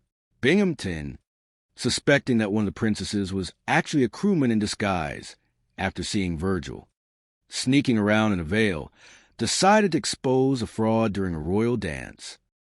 This one, Binghamton shouted, lunging at a dancing figure. This is a phony Balinese bunny. You're under arrest. He ripped off the veil. It was the Sultan's youngest daughter. Captain, the Sultan screamed, your unpardonable behavior will be reported to the State Department. My daughters will dance for no one who calls them bunnies. The Sultan stormed out, leaving Binghamton holding a silk scarf and facing another round of reprimands from the Admiral. Chapter 5, Laughing Gas and Heroics. The feud between the headquarters and the 73 boat reached a boiling point when Binghamton called for a fitness board to review Ensign Parker's competency. It was common knowledge that Parker's competency was a fragile thing at best, and the board would surely result in his discharge. We got to do something, Skip, Gruber said, looking at a tank of nitrous oxide they had borrowed from the dental clinic. If we can just get the captain in a good mood, he'll cancel the hearing. The plan was simple. Use the laughing gas to jolly up old Leadbottom. The crew rigged the gas to the ventilation of Binghamton's office. As the gas filled the room, Binghamton's scowl began to melt. A giggle escaped his lips, then a chortle, then a full-blown hysterical laugh. Chucky-wucky. Binghamton squealed, hugging Ensign Parker. You torpedoed a garbage scowl. That's the funniest thing I've ever heard. Potato peels. Ha ha ha. He's high on the happy juice, Skip. Parker whispered. Send a message. Binghamton roared through tears of laughter. Cancel the board. Parker is a genius. A comedic genius. But the gas was too effective. Binghamton wandered out onto the base, laughing at the palm trees, laughing at the Admiral's jeep, and eventually laughing at an incoming Japanese air raid. Look at the pretty planes. Binghamton giggled as bombs began to fall. They looked like big dragonflies. In the chaos, Parker, still trying to prove his fitness, accidentally knocked over a machine gun mount. As he fell, he gripped the trigger. The gun roared to life, spraying the sky in a wild, uncoordinated arc. By some miracle of physics and pure luck, the bullets sliced through the engine of the lead Japanese bomber. The plane spiraled down into the lagoon. Admiral Shoemaker, who had arrived for the fitness board, watched in awe. Magnificent! That man stood laughing in the face of death. Parker isn't unfit. He's a hero. Binghamton was eventually subdued and put to bed, while Parker received a commendation for bravery under fire. Chapter 6, The Great Peril Heist. The final act of the Taratupa saga took place during a supply run to New Caledonia. Binghamton, still determined to trap McHale, entrusted the base payroll, $62,000, to Ensign Parker. "I'm putting the cheese in the trap," Binghamton told Carpenter. "Parker will lose it, and McHale will be blamed for the theft." The prediction came true, but not in the way Binghamton expected. Parker was indeed ambushed in Numia by a group of local thieves. When he woke up, the money was gone.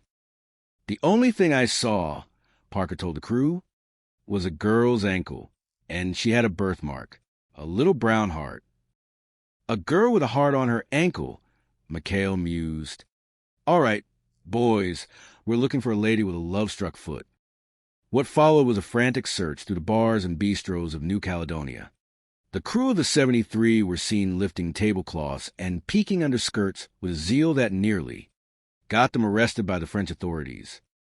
Eventually, the trail led to a shady gambling casino, but before they could confront the thieves, Sidney, a semi-tame alligator that the crew had adopted and who had a penchant for peanut butter, showed up. Sidney had been wandering the alleys of Numia and had, through sheer reptilian instinct, snatched a canvas bag from a fleeing thief. He swam back to the PT, 73 with the $62,000 bag firmly in his jaws.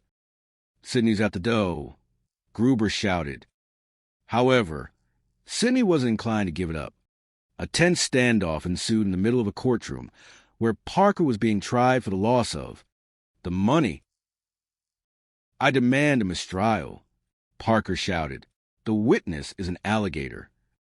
"Order," the judge roared. McHale led Sidney into the courtroom. "Sir, Exhibit A. The money was never stolen by us. It was retrieved by the Navy's most loyal mascot." Sidney hissed, opened his mouth, and dropped the bag at the Admiral's feet. But along with the money, a wallet fell out, a wallet belonging to Captain Binghamton. "Wait a minute," the Admiral said, picking up the wallet. "Binghamton, why is your ID inside a bag of marked payroll bills that you claimed were stolen?" Binghamton turned white. I was just marking them to protect them." "It looks like a frame-up to me," the Admiral declared. "Case dismissed. And Binghamton, you're paying for the alligator steak dinner." Epilogue. The war goes on. The sun set once again over Taratupa. The sinks were still clogged. The garter belts were still missing, and Captain Binghamton sat in his office, staring at a picture of a rear admiral's stripes that seemed further away than ever. In the distance, he could hear the sound of the PT-73's engines. He could hear the laughter of McHale's crew. And most of all, he could hear the faint, rhythmic flapping of arms and a voice shouting into the night. "Wowie, wow, wow, wow.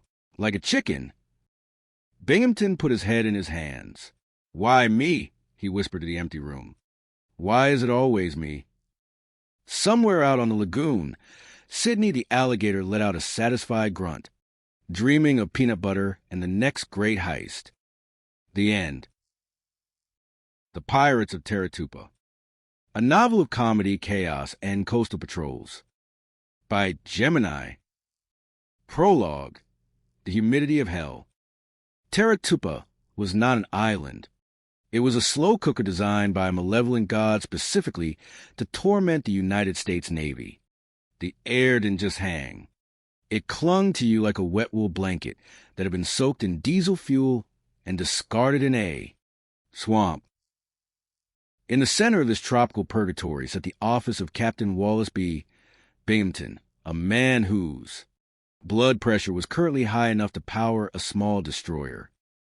Binghamton, known affectionately by his men as Old Lead Bottom, though never to his face, stared at a requisition form. "Garter belts," he whispered, his voice trembling with the onset of a nervous breakdown. "Wow. Wow, wow, wow. Carpenter." Lieutenant Elroy Carpenter, a man whose primary military skill was nodding in sync with his superior's rages, scurried into the room.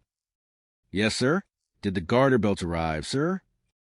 "You are the supply officer here, Carpenter." Binghamton barked, slamming his fist on the desk. "If the nurses need garter belts, you snap to it. Shake a leg. Oh, you know what I mean. What a war. Everything is on my shoulders. Sinks are backing up. Tokyo Rose is probably laughing at us. And now this." He held up a telegram as if it were an active grenade. "Admiral Rafferty is arriving today. A sneak inspection. Iron Pants Rafferty is coming here. Carpenter, do you realize what a mess this place is in? The Petty Officers Club looks like a Roman orgy that ran out of wine, and the sinks are backing up." Binghamton clutched his stomach. "My stomach acid could start a jeep. I need a way out. If I'm sick. Yes, if I'm incapacitated. I can appoint an acting base commander. And who better to face the wrath of Iron Pants than the man I hate most in this hemisphere?" "Not Commander McHale, sir?" Carpenter gasped. "Precisely." Binghamton grinned wickedly. "With McHale and his cutthroats in charge, they will run wild, destroy the base, and hang themselves right in front of the Admiral. It's brilliant. Carpenter, call the medic. I'm having a terminal case of something." Chapter 1. The Accidental Commander. Quentin McHale was currently busy. He was supervising a vital tactical meeting on the beach, which mostly involved Ensign Charles Parker trying to explain why he had accidentally traded a crate of ammunition for 3 crates of pineapples and a very confused goat. "Look, Skipper," Parker stammered, adjusting his glasses. "The goat has excellent peripheral vision. It's basically a biological radar system." "Parker?" McHale sighed, leaning back in his chair with a cigar that definitely wasn't Navy-issued. "Just keep the goat away from the torpedoes." Their peace was shattered by Carpenter's arrival. 10 minutes later, McHale found himself standing by a hospital bed where Binghamton was groaning like a dying whale. "McHale, I'm in bad shape," Binghamton wheezed, faking a tremor. "The medics, they don't know what it is. I have to appoint an acting commander. I'm choosing you." McHale blinked. "Me, sir? I'm a saltwater skipper. I'd be no good behind a desk." "And I'm appointing Parker as your executive officer," Binghamton added, hidden glee dancing in his eyes. "Oh, boy, did you hear that, Skipper?" Parker beamed. "Thanks, Captain. You'll never regret this." "I know," Binghamton whispered as they left. "I certainly know." The transition was instantaneous. Within an hour, McHale was behind the big desk, and the base began to transform. The primary change was that regulations became suggestions. The phones wouldn't stop ringing.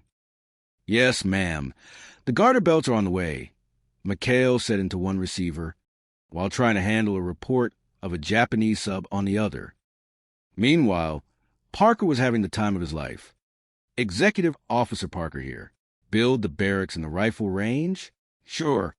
Why not? Just tell the Seabees to keep their heads down." By the time Admiral Rafferty's plane touched down, Taratupa was a regular Roman orgy, according to a horrified Carpenter. There were hula dancers in the air raid shelters. The laundry was full of contraband champagne. And the PT-73 crew was running a gambling ring involving hermit crabs. Binghamton, watching from his hospital window, was ecstatic. Rafferty is going to skin him alive. But McHale was a master of the hustle. When Iron Pants Rafferty arrived, expecting to find a disciplined naval base. He instead found a flurry of activity. Every time the Admiral moved toward a disaster, McHale's crew moved faster. When Rafferty burst into the hospital to check on Binghamton, he found the captain wearing a seaman's uniform, trying to sneak out to catch McHale's girls. "Binghamton, what in blazes?" Rafferty roared. "What are you doing running around screaming in a seaman's uniform about hula girls?" "But, Admiral, they're in the laundry. McHale hid them." Binghamton screamed. Rafferty looked at McHale, who stood there with a look of saintly concern. "He's delirious, sir," McHale whispered. "Combat fatigue. He thinks he sees hula girls everywhere." Binghamton was dragged back to bed, screaming about finito and capit, while Rafferty commended McHale for his patient handling of a clearly broken man. Chapter 2, The Sultan and the Drag Show. With the Rafferty crisis averted, Binghamton returned to his office, his eyebrows permanently singed from stress. He needed a new plan, and then fate handed him a sultan. The Sultan of Marami was arriving with his 3 beautiful daughters. The Admiral had ordered Binghamton to make an impression. "I want McHale and the 73 boat out of here," Binghamton plotted. "Send them on a recon mission to Aku Aku. It's a deserted strip of sand. They can't cause trouble. There." However, the Sultan's plane developed engine trouble and forced down near, you guessed it, Aku Aku.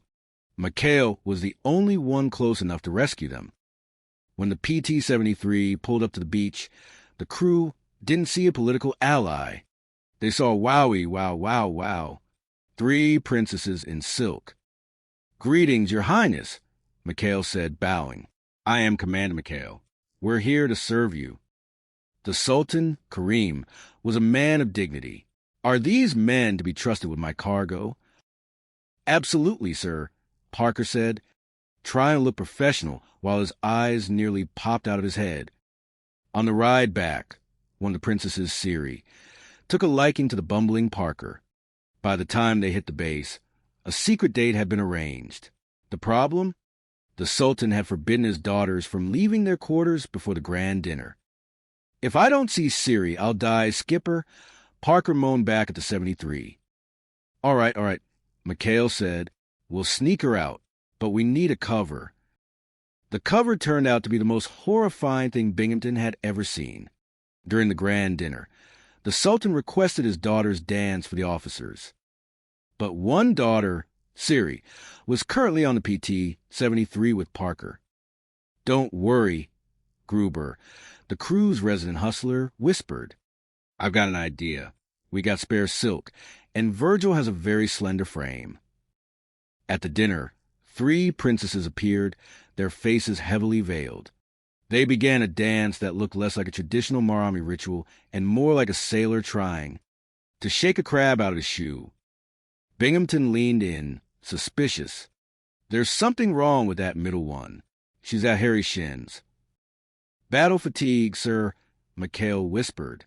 "The girls, they have a rare skin condition." Binghamton, never one to let a suspicion go, leapt from his chair and ripped the veil off the middle dancer. "Aha, a phony Balinese bunny. You're under arrest, Virgil." The Sultan stood up, his face purple. "You dare debase my daughter? This is an outrage.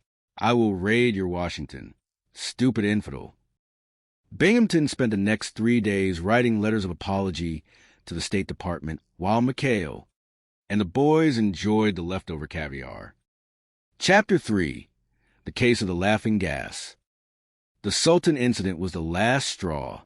Binghamton convened a fitness board to have Ensign Parker removed from the Navy. "He's a disgrace. He torpedoed a garbage scow because he thought it was a camouflage sub." Binghamton shouted at the walls. The crew was desperate.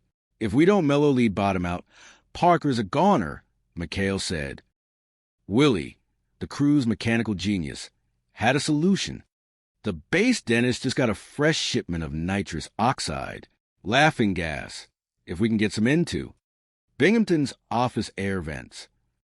It was a heist of legendary proportions.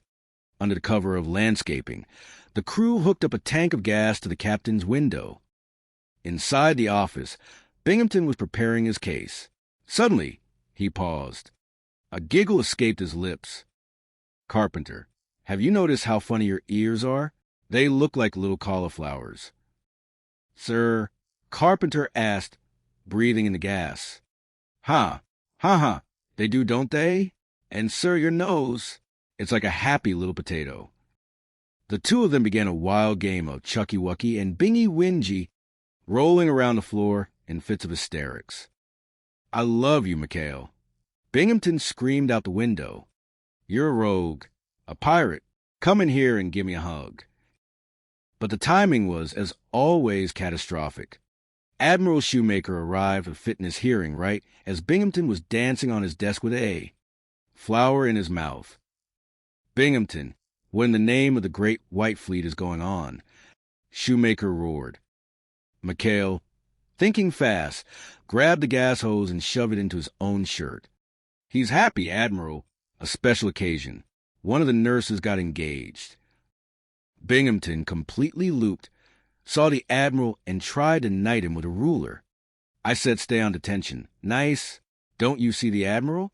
You're in disgrace." The situation was saved only because an actual Japanese air raid started. Parker, still slightly buzzed from a leak in the tank, wandered out to machine gun nest and, while laughing hysterically at the pretty tracers, managed to shoot down a Japanese bomber with a single-handed burst. Admiral Shoemaker was stunned.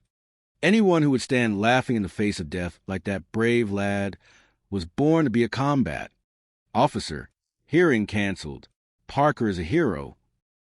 Binghamton woke up the next morning with the mother of all headaches and a commendation for Parker. On his desk, he cried, "Chapter 4, Sidney the Witness." Peace never lasted on Taratupa. The next conflict involved $900 and an alligator. Binghamton had set a trap. He marked $900 in bills and accidentally dropped his wallet near the 73, hoping to catch McHale in a theft. However, the wallet wasn't picked up by a sailor. It was picked up by Sidney, the crew's pet alligator. Sidney, who had a refined palate for leather and high-denomination currency, swallowed the wallet whole. "McHale, I know you have my wallet." Binghamton screamed, flanked by guards. "Sir, I swear an alligator ate it," Parker pleaded. "An alligator? Do you think I was born yesterday? You're all under arrest for grand larceny." The court-martial was a farce.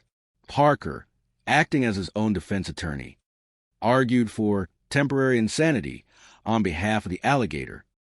"The alligator was crazy about my mother's peanut butter sandwiches, Your Honor," Parker shouted. The judge was about to pass sentence when McHale and the boys burst in, dragging a very bloated Sidney on a leash. "We have the evidence, sir," McHale announced, with the help of some castor oil and a very brave Ensign Parker. Sidney was forced to relinquish the evidence. The wallet flew out, landing directly on the judge's bench. "Look," Binghamton pointed, "my wallet, and there's the money." "But, sir," McHale said smoothly, "if the alligator had the wallet in his stomach for 3 hours, how did we steal it?" The judge looked at the marked bills, then at Binghamton. "Captain, did you mark these bills to set a trap for your own officers?" Well, justice must be served." Binghamton stammered. "Case dismissed," the judge barked. "And, Captain, I suggest you find a hobby that doesn't involve reptiles." Chapter 5, The $62,000 Ankle. The grand finale of the Taratupa Chronicles began with a trip to New Caledonia. Binghamton, in a rare moment of trust, actually had planned to get them arrested for a hijacking. Tasked the PT-73 with picking up the $62,000 base payroll. Small bills, unmarked, very tempting, isn't it, McHale? Binghamton sneered. Parker was tasked with carrying the bag, but Taratupa luck followed them to the mainland. while walking past a racetrack. Parker was distracted by a beautiful woman and was promptly knocked unconscious by a mysterious assailant. When he woke up, the $62,000 was gone. The only thing I saw was a girl's ankle. Parker wailed back at the boat. She had a birthmark, a little brown heart on her right ankle. "We got to find that ankle, or we're going to the brig for life," McHale said. The search for the heart-shaped ankle became an obsession. The crew turned New Caledonia upside down. They peeked under tablecloths, checked benches, and nearly got arrested in a French cafe. I got pulled by a big freckle. Gruber complained after being slapped by a waitress. The mystery deepened when they spotted a shifty-looking man in a gray suit carrying a familiar canvas bag. A high-speed chase through the streets of Numia ensued. The climax occurred at a local fort. The thieves had stashed the money inside an old, decorative cannon to hide it from the gendarmes. Binghamton and Carpenter arrived just as McHale's crew cornered the thieves. "I've got you now, McHale," Binghamton shouted, pointing his gun, empty-handed and guilty as sin. "Wait, Captain," Parker screamed, pointing at the cannon. "The money, it's in there." At that exact moment, a Japanese Zero, a stray from a distant carrier, spotted the group and began a strafing run. "Take cover," McHale yelled. Parker, in a moment of sheer, unadulterated panic, grabbed a torch from a nearby wall. "I'll show them. United States Navy." He lit the fuse of the old cannon. The cannon didn't fire a ball. It fired $62,000 in small, unmarked bills. The explosion of currency was majestic. It was as if it were raining green. The Japanese pilot, blinded by a cloud of $20 bills and confused by the lack of anti-aircraft fire, veered off and headed for the horizon. Binghamton stood in the center of the fort, his mouth open, as a $100 bill drifted down and landed on his nose. What is this?" he whispered. "That's the payroll, sir," McHale said, casually picking up a handful of cash. "We were just airing it out." Binghamton began to count. 1, 2, 3, 42,365. He stopped. He looked at McHale. He looked at the wreckage of the fort. He looked at the birthmark on the girl who had been watching the whole thing, who turned out to be the thief's accomplice. "McHale," Binghamton said, his voice reaching that familiar, high-pitched frequency. "I hate you. I hate you more than I hate the humidity. I hate you more than the Japanese Navy. I hate you. Wow." "We love you too, Captain." McHale smiled, lighting a cigar. "Happy Friday the 13th. As the sun set over Teratupa, the PT-73 roared back toward its base, leaving behind a very frustrated captain, a very confused alligator, and a legend that would be told in every naval bar from Pearl Harbor to San Diego. The war went on, but on Teratupa, the pirates were winning. The end. The Pirates of Teratupa, a nautical comedy of errors. Chapter 1. The Garter Belt Crisis and the Souring Stomach. The South Pacific sun beat down on the island of Teratupa with the kind of relentless intensity that turned men's brains into lukewarm porridge. Inside the headquarters of the U.S. Naval Base, Captain Wallace B. Binghamton, known to his less than loyal subordinates as Old Lead Bottom, was currently vibrating with a level of stress that could power a small city. "Wow, wow, wow, wow," Binghamton sputtered, pacing his office like a caged tiger that had accidentally swallowed a bag of lemons. He turned his glare toward Lieutenant Carpenter, his ever-loyal, if somewhat dim-witted, aide. "Garter belts, Carpenter. You are the supply officer here. If the nurses need garter belts, then you snap to it. Shake a leg. Do you understand the gravity of the situation?" Carpenter stood at attention, his eyes wide. "Sir, I'm trying. But the Pacific Theater isn't exactly a haberdashery. I'm having trouble sourcing the elastic." "What a war," Binghamton moaned. clutching his midsection. Everything is on my shoulders. I'm surrounded by idiots, pirates, and now, sagging hosiery. The phone rang, and Binghamton snatched it up as if it were a weapon. Hello. Yes, this is Captain Binghamton. Who did you expect? Tokyo rose. He listened for a moment, his face turning a shade of purple usually reserved for bruised eggplants. The sinks in the Petty Officers Club are backing up? So what? I'm the commanding officer here. Not a plumber. Call a wrench monkey and leave me alone. He slammed the receiver down and popped a handful of antacid pills.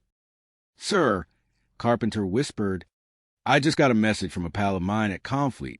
Admiral Iron Pants Rafferty is arriving today on a sneak inspection. The color drained from Binghamton's face. Rafferty. The man was a human buzzsaw who ate underperforming officers for breakfast.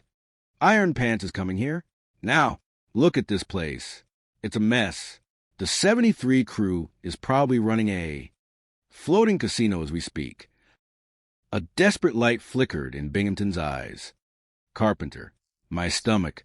It's worse than usual. My stomach acid could start a car. If I were sick, really sick, I wouldn't have to face the Admiral. I could appoint an acting base commander. Carpenter nodded slowly. And who would you choose, sir? Not me, surely. I'm two. Well, I'm me. Binghamton grinned, a terrifying, shark-like expression. Not you. Ninny. McHale. Lieutenant Commander Quentin McHale, with that pirate and his cutthroats in charge. They'll run wild. They'll turn this base into a circus right in front of Rafferty. The Admiral will court-martial McHale, and I'll be lying safely in a hospital bed, innocent as a babe. Absolutely brilliant, sir. Carpenter cheered. Called a medic.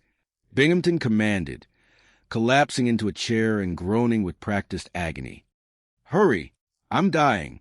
I'm paying the supreme price for my country. Chapter 2. The Acting Commander and the Hula Trap. McHale and the crew of the PT-73 were not particularly surprised to find Binghamton in the infirmary, though they were suspicious of his sudden deathbed temperament. Oh, McHale. Binghamton wheezed as a 73 skipper entered the ward. I'm in bad shape. The doctors, they don't know. It could be anything. High blood pressure. Low morale, acute everything. McHale, a man whose relaxed posture suggested he spent most of the war in a hammock, leaned over the captain. Gee, Captain, that's tough. You want us to take Carpenter here and give him some pointers while he runs the base. Carpenter. Binghamton scoffed, forgetting his pain for a split second. He's a boob. No. McHale, I'm appointing you the acting base commander, and Ensign Parker here will be your executive. Officer. Parker, a man whose relationship with gravity was tenuous at best, nearly fell over. Me? Executive officer? Oh, boy, Skip. Did you hear that? I'm the exec. It's an order, McHale, Binghamton insisted, pulling the covers up. Now get to my office and take command this minute. Out! Out! As soon as they left, Binghamton turned to Carpenter with a gleeful hiss. Now, we wait. The hula girls are already in the bomb shelter. The booze is flowing. Rafferty will be here in 20 minutes. McHale is a dead man. Back at the office, the transition to McHale's leadership was instantaneous chaos. The phones were ringing off the hook. Executive Officer Parker here. Parker shouted into the receiver, his hat sideways. What? The Seabees are building a rifle range in the middle of the mess hall? Well, tell them to. Keep their heads down. Meanwhile, Gruber and the rest of the crew had taken McHale's acting command as a license to print money. Within 10 minutes, they had organized a cultural exchange program involving a dozen hula girls and several cases of unauthorized refreshments. Tell the boys full speed ahead. McHale shouted over the din of 3 different phone lines. Action, that's what this base needs. But the action arrived sooner than expected in the form of Admiral Rafferty. Welcome to Terra Tupa, sir. McHale saluted as the Admiral stepped off his plane. Acting Commander McHale at your service. Rafferty looked around, his eyes narrowing at the sound of distant ukulele music. Where's Binghamton? Hospital, sir. Very sick. Hallucinations, mostly. McHale lied smoothly. Just then, Binghamton appeared, wrapped in a bathrobe, looking like a vengeful ghost. Admiral, thank God you're here. You have to see the bomb shelter. McHale has filled it with hula.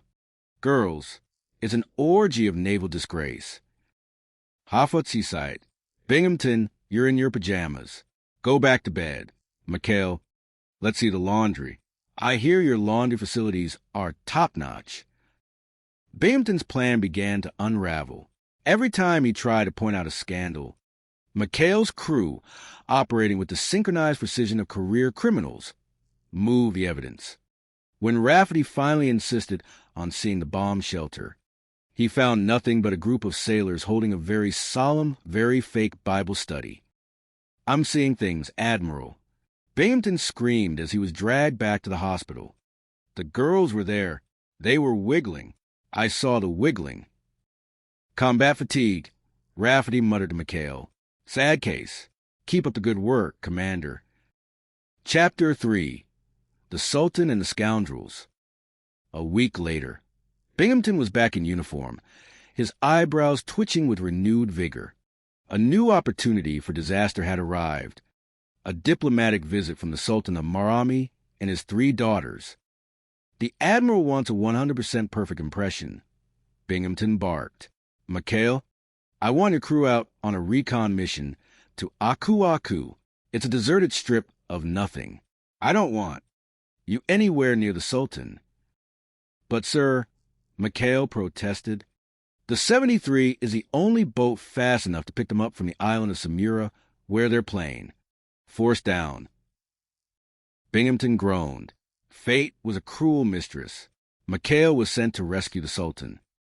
The rescue, however, turned into a nightmare of cultural misunderstandings. The Sultan, a man of immense dignity and even more immense luggage, arrived on the PT-73 with his 3 princesses. Wowie, wow, wow, Gruber whispered as the princesses stepped aboard. I heard that young man, the Sultan roared. The next man who debases the dignity of my daughters will answer to me. McHale stepped in. Forgive him, Your Highness. In our country, wow is a ceremonial greeting. It means, your wisdom exceeds the stars. The Sultan softened. He even took an interest in driving the boat. McHale, ever the diplomat, let the Sultan take the wheel. The result was a zigzagging course across the Pacific that nearly sent Ensign Parker overboard. But the Sultan was thrilled. Back at the base, Binghamton had organized a formal dinner. He was determined to show that he was a cultured one, while McHale was a barbarian. However, things went south when the crew decided to sneak out with the princesses. Virgil had promised Princess Siri a boat ride, but the engine conked out, leaving them stranded. Desperate to cover for the missing princess at dinner, the crew did the only logical thing. They dressed Ensign Parker in a veil and a hula skirt. At the dinner table, the 3 princesses were asked to dance. My daughters will perform for you, the Sultan announced proudly. 2 princesses danced gracefully. The 3rd, Princess Parker, moved with the grace of a water buffalo on roller skates. Binghamton, suspicious as always, squinted at the 3rd dancer. There's something wrong with that one. She's got hairy shins, and she's wearing combat boots. Under that silk. He lunged forward and ripped off the veil. I knew it. It's Parker, you phony Balinese bunny. The Sultan stood up, his face thunderous. You lay hands on my daughter? You call her a bunny? It's not your daughter, sir. It's an ensign, Binghamton shouted. Just then, the real Princess Siri walked in, having been rescued by McHale. The Sultan looked at Binghamton, then at the princess in combat boots, then back at McHale. Captain Binghamton, the Sultan said coldly, your unpardonable behavior will be reported to the State Department. Commander McHale, thank you for the dinner and the ceremonial dance by your interesting subordinate. Binghamton collapsed into his soup. Chapter 4, The Laughing Gas Maneuver.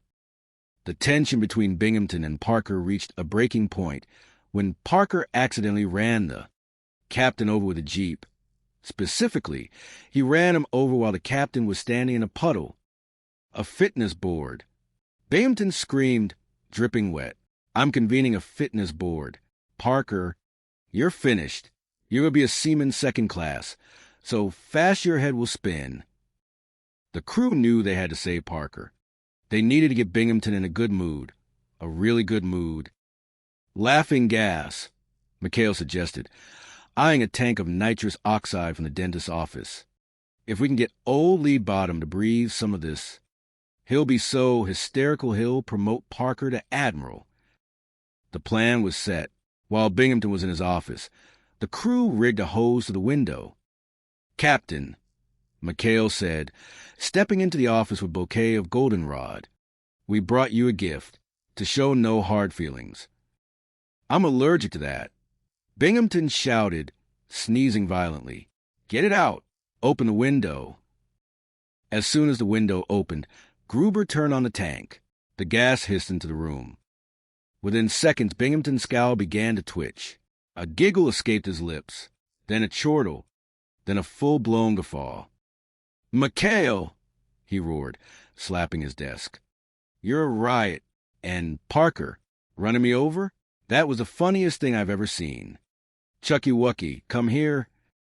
Parker walked in, terrified. Binghamton grabbed him in a bear hug. "You torpedoed a garbage scowl? Comedy gold. I'm canceling the fitness board. Let's have a party. Where are the girls? I want to dance." The admiral in charge of the fitness board, Admiral Shoemaker, arrived to find Binghamton dancing on his desk, wearing a wastebasket on his head, and singing The Old Rugged Cross in a ragtime beat. "Binghamton," Shoemaker barked, "what is the meaning of this?" "Hiya, Shoey." Binghamton giggled, trying to pinch the admiral's cheek. "You want to see a fire drill?"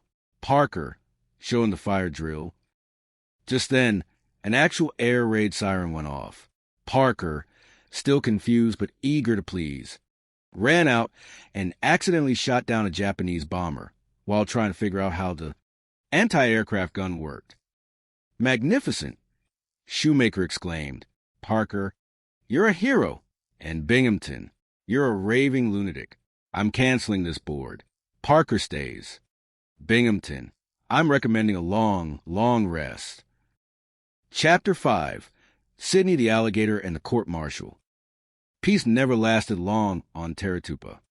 The next crisis involved $900 of Lieutenant Carpenter's back pay, which Binghamton had borrowed to set a trap for McHale.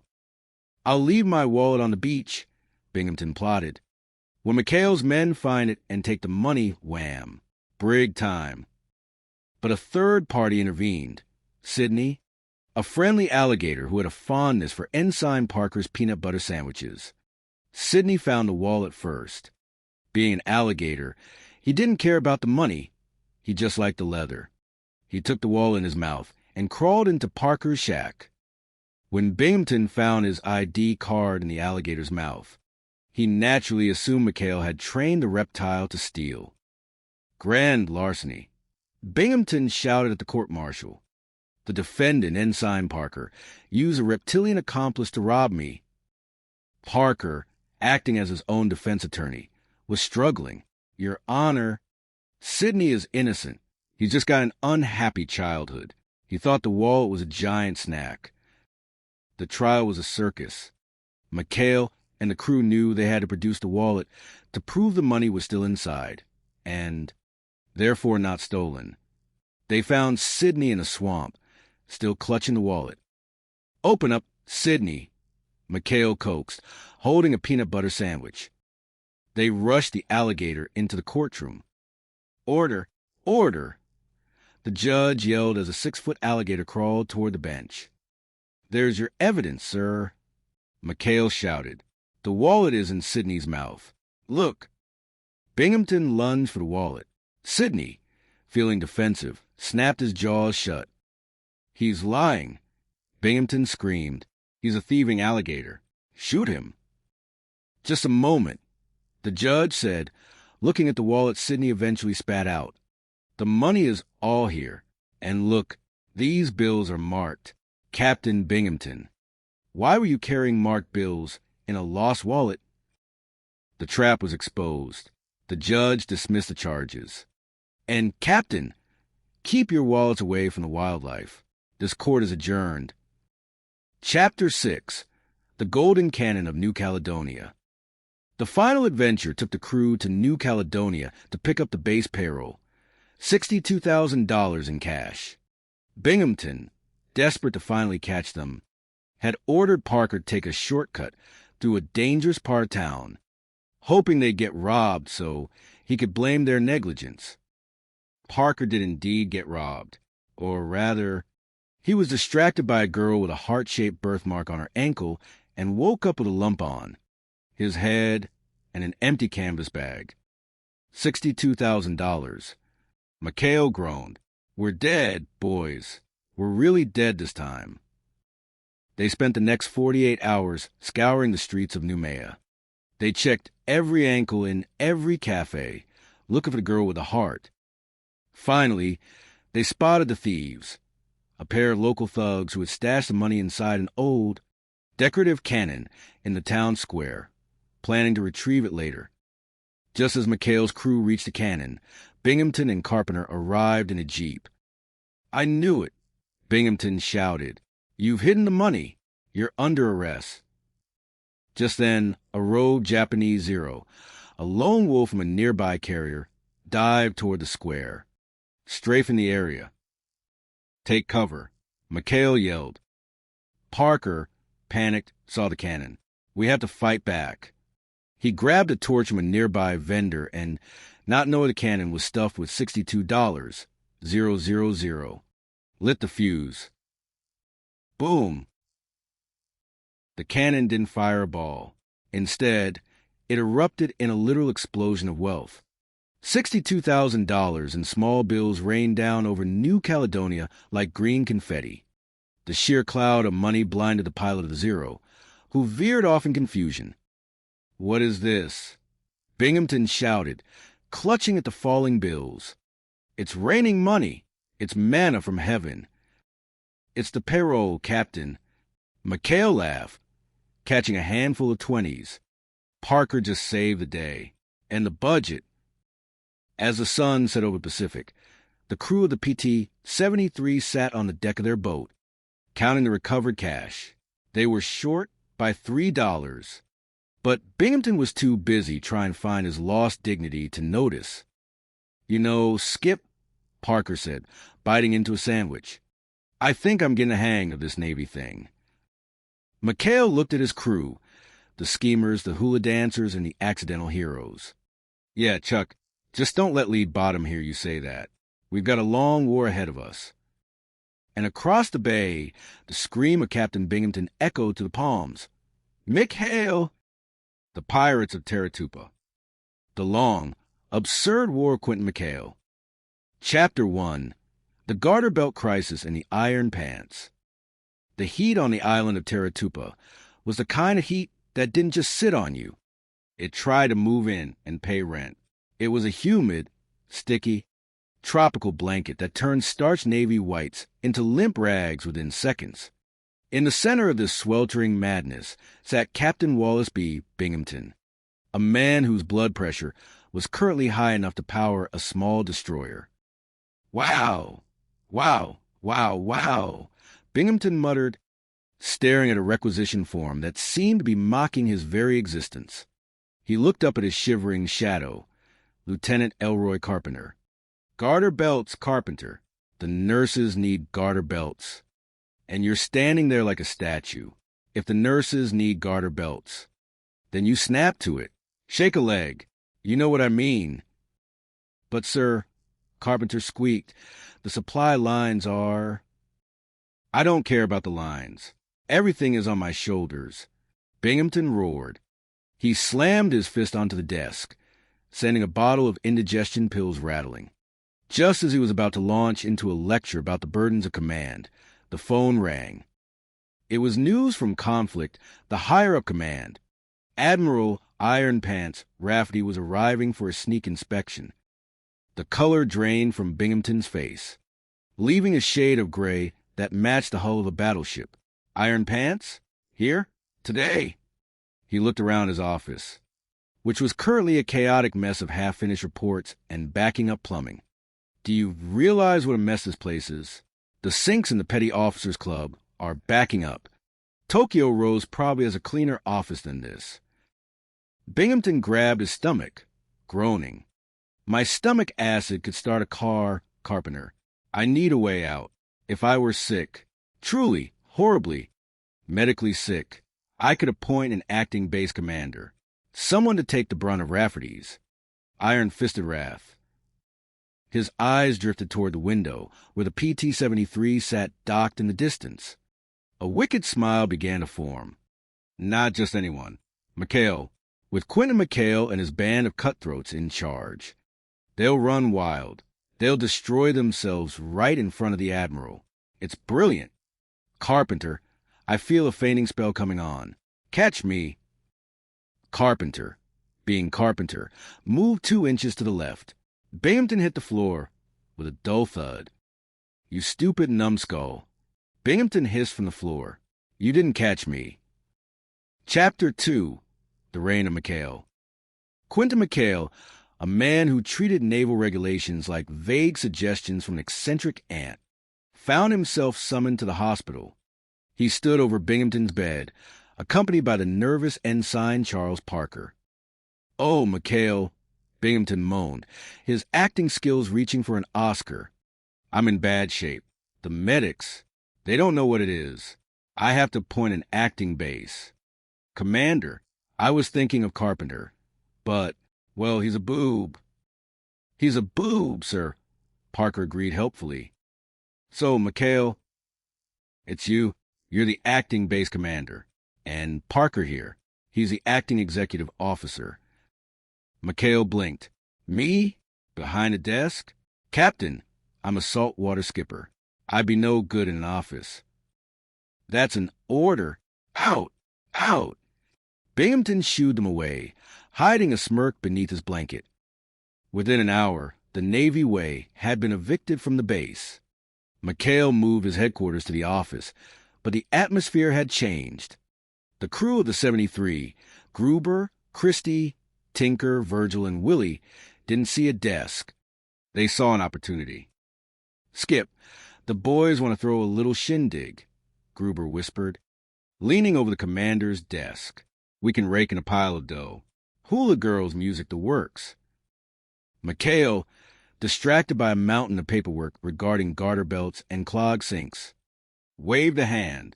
Full speed ahead, Gruber. Just keep the noise down.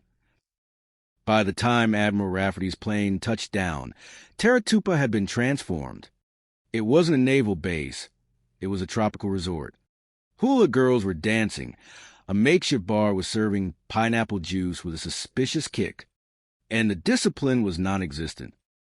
Binghamton, watching from his hospital window, was ecstatic. They're dead, Carpenter. McHale is finished. But then the alarm sounded. Iron Pants Rafferty was on his way to the office. McHale's eyes widened. The Admiral, clear the floor, hide the girls, put them in the air raid shelter. In a flurry of grass skirts and frantic sailors, the party was dismantled. When Rafferty walked in, McHale stood at attention, wearing a native layover's uniform. Welcome to Taratupa, sir, McHale said, his voice as smooth as silk. What is that thing around your neck, Commander? Rafferty barked. An old native custom, sir, for luck. Binghamton burst into the room, having miraculously recovered. Admiral, you have to see the air raid shelter. It's a disgrace. There are women in there. They rushed to the shelter, but McHale's crew had been faster. When the door opened, there were no Hula Girls. There was only Ensign Parker, holding a fire extinguisher. Fire drill, sir, 100% successful. Parker squeaked. Binghamton stood agape. Rafferty turned to him, eyes narrowed. Binghamton, you're delirious. Combat fatigue. Get back to the hospital. Now! Chapter 3. The Sultan and the Three Princesses. A few weeks later, a new crisis arrived in the form of royalty. The Sultan of Marami was being evacuated, along with his 3 beautiful daughters, the princesses. Binghamton was determined to make an impression. 100% order. Carpenter, we need to show the Sultan that the U.S. Navy is a bastion of dignity. McHale and the crew of the 73 were sent to rescue the Sultan from a nearby island where his plane had gone down. When they arrived, the Sultan, a man of immense dignity and a very short temper, was unimpressed by the dirty PT boat. "Is this the vessel of the great Navy?" the Sultan asked, his robes billowing in the wind. "She's fast, Your Highness," McHale promised. The crew, however, couldn't stop staring at the princesses. "Wow, wow, wow," Gruber whispered, "like chickens in a coop." "I heard that," the Sultan roared. "The next man who debases the dignity of my daughters will answer to me." Back at the base, Binghamton threw a lavish dinner. He tried to keep McHale away, but the Sultan had taken a liking to the brave skipper of the small boat. In the middle of the dinner, Binghamton's obsession with catching McHale in a lie led to a disaster. He suspected one of the princesses was actually a member of McHale's crew in disguise, specifically Ensign Parker, who had a habit of being forced into dresses for various schemes. Binghamton lunged at one of the dancing girls. You're the phony. You're under arrest." He yanked at the girl's veil, only to find the Sultan's actual daughter staring back at him in horror. "Captain," the Sultan screamed, "this outrage will be reported to the State Department. You have touched the royal person." Binghamton spent the rest of the week hiding in the base laundry, wearing a seaman's uniform and muttering about imposter princesses. Chapter 4. The Case of the Laughing Gas. Discipline on the base reached a breaking point when Ensign Parker accidentally torpedoed a garbage scow, claiming he thought it was a nip sub-camouflage with potato peels. Binghamton convened a fitness board. "You're finished, Parker. I'm breaking you down to Seaman Second Class, so fast your head will spin." The crew of the 73 knew they had to act. They stole a tank of nitrous oxide, laughing gas, from the dental clinic. Their plan was simple. Gasify Binghamton's office during the hearing to make him agreeable. "Breathe deeply, Captain," McHale said, as the gas hissed through the vents under guise of spraying for frangipani flies. Within minutes, Binghamton was hysterical. "Oh, Chucky Wucky," he giggled, hugging Ensign Parker. "You torpedoed a garbage scow? That's the funniest thing I've ever heard. Potato peels. Ha!" Even when the admiral of the fitness board arrived, Binghamton was still high as a kite. He danced on his desk, sang sea shanties, and tried to put a medal on a passing nurse's hat. The admiral was horrified. "Binghamton, have you lost your mind?" Suddenly, a real air raid siren blared. In his drug-induced bravery, Parker ran out into the open, laughing in the face of death. He hopped into a gun turret and, through sheer, bumbling luck, shot down an enemy bomber while trying to swat a real fly. The fitness board was canceled. "Any man who stands laughing in the face of death like that," the admiral declared, "is a hero." Binghamton woke up with the world's worst headache and a promotion for the man he hated most. Chapter 5. Sidney the Witness. The weirdness of Terratupa peaked with the arrival of Sidney. Sidney was a 6-foot alligator that Ensign Parker had befriended with peanut butter sandwiches. "He looks like a cousin of mine," Parker insisted. One afternoon, Binghamton had set a trap. He marked 9 $100 bills and left his wallet on a beach where he knew McHale's crew was having a luau. He planned to arrest them for theft. However, Sidney the alligator found the wallet first. When Binghamton arrived to make his arrest, he found the crew empty-handed. "Where's the money, McHale?" My wallet. Sidney took it, sir, McHale said, pointing at the alligator sunning itself nearby. An alligator? You expect me to believe an alligator stole my wallet? Binghamton dragged Parker to a court-martial. The trial was a farce.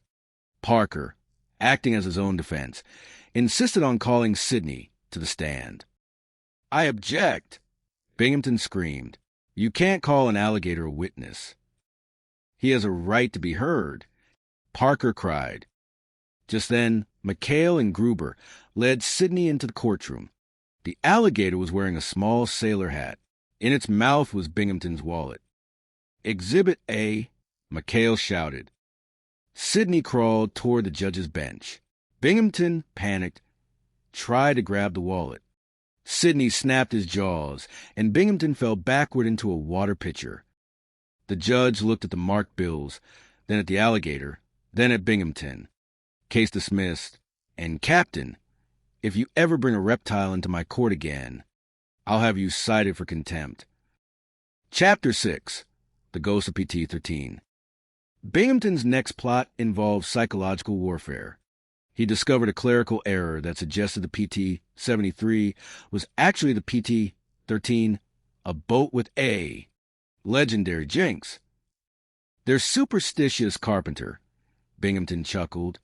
If they think the boat is haunted, they'll all put in for transfers. The crew started seeing strange things.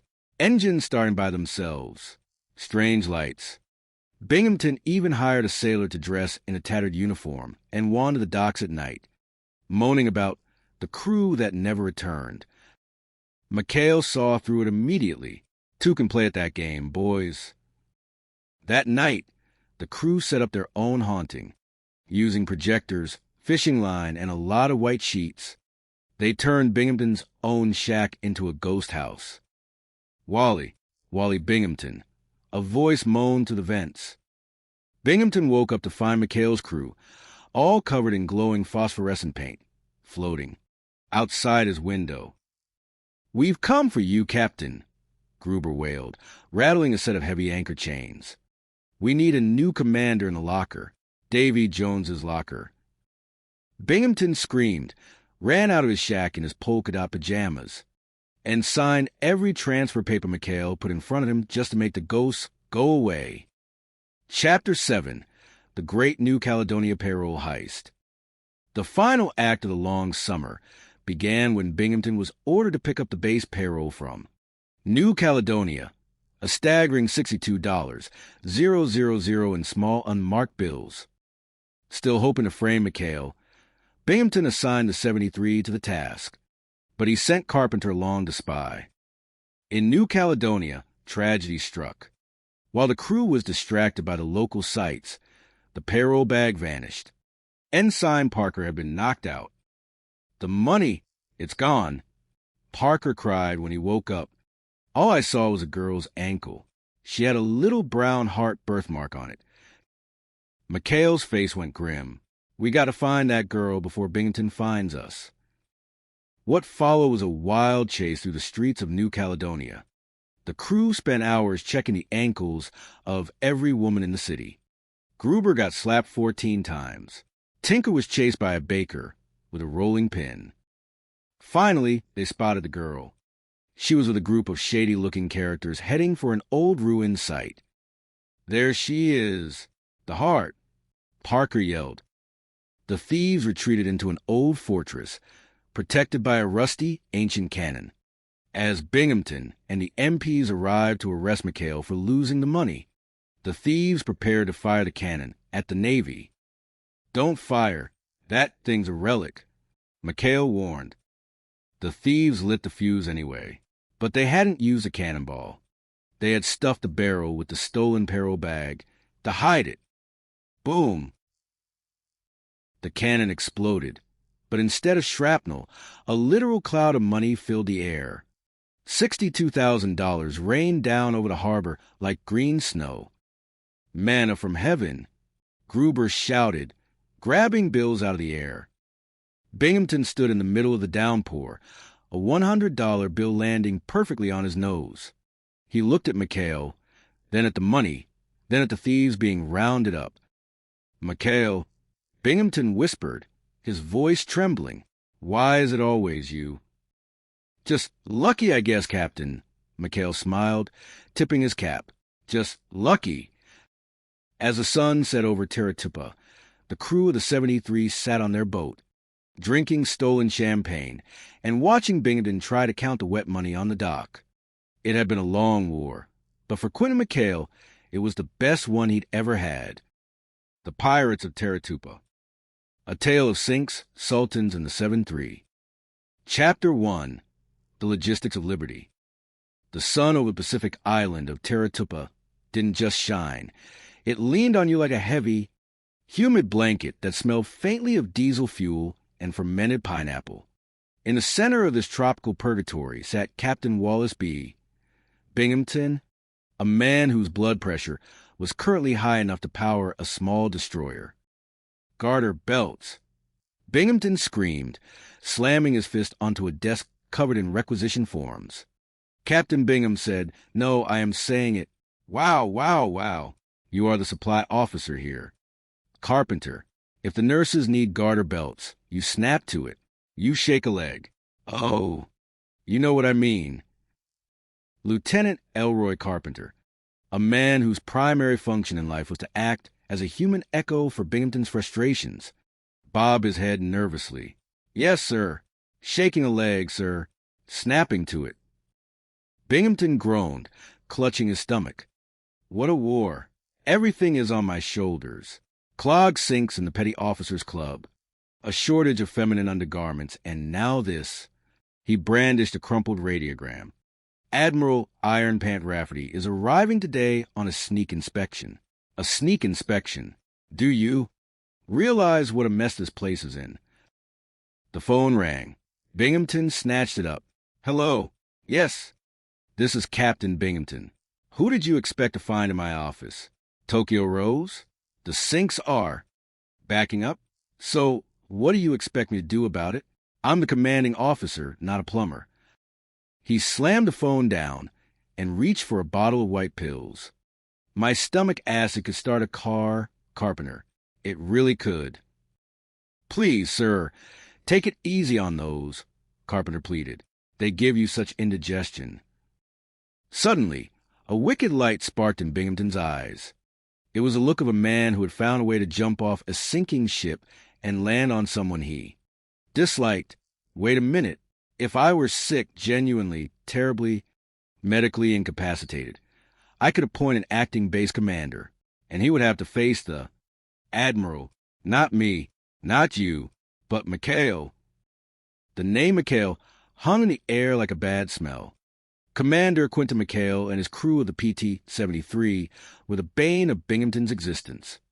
They were gamblers, moonshiners, and masters of the informal navy.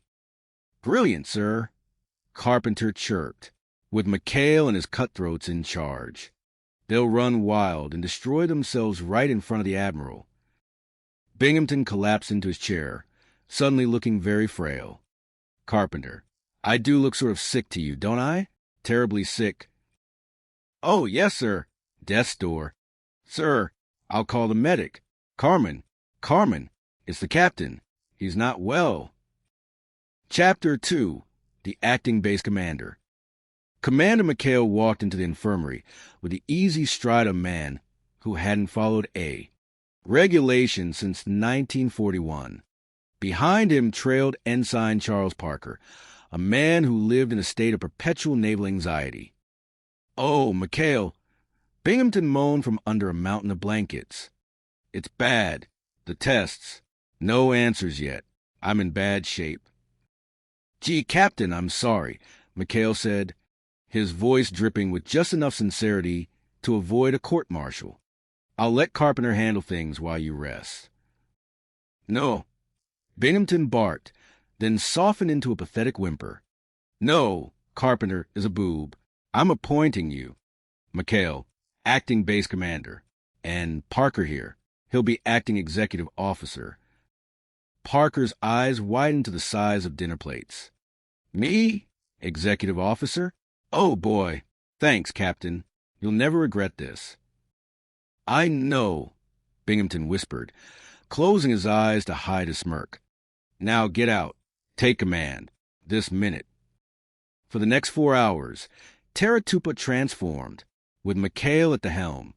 The strict naval protocols dissolved into something resembling a floating carnival. The sinks were forgotten. Instead, the crew was busy organizing a shindig to rake in some dough. Skip, Gruber, the crew's resident scrounger, whispered as he leaned into Commander's office.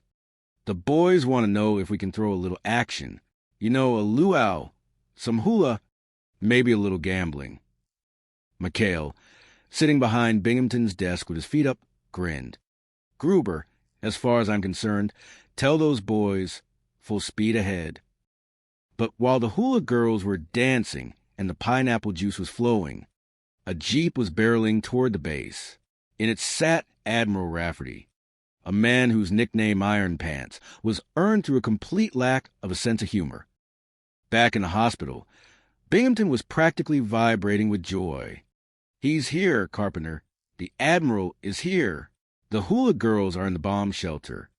The sailors are half-dressed, and McHale is finished. However, McHale had heard the jeep. With the efficiency of a well-oiled machine, the hula girls were shoved into the air raid shelter.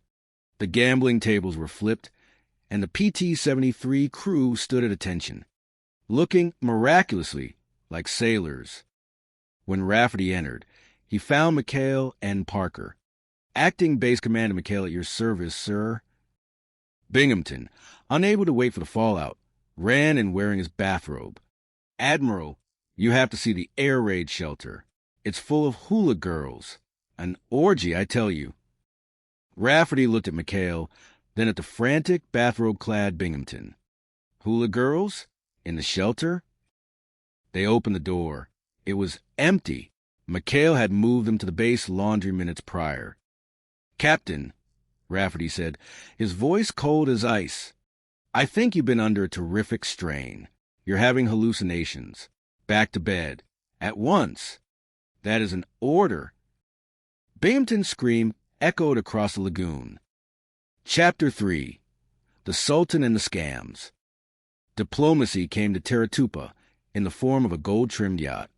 The Sultan of Marami was arriving with his 3 daughters, and the Admiral had made it clear Binghamton was to make a 100% perfect impression. I can't make an impression with McHale around. Binghamton hissed. I'm sending the 73 boat on a recon mission to Aku Aku. It's a deserted strip of nothing. But fate, as it often did on Taratupa, intervened. The Sultan's plane developed engine trouble near. You guessed it. Aku Aku. It was McHale who pulled the Sultan and the 3 princesses from the surf. Wowie, wow, wow, wow. The crew muttered as the princesses stepped onto the deck of the PT-73.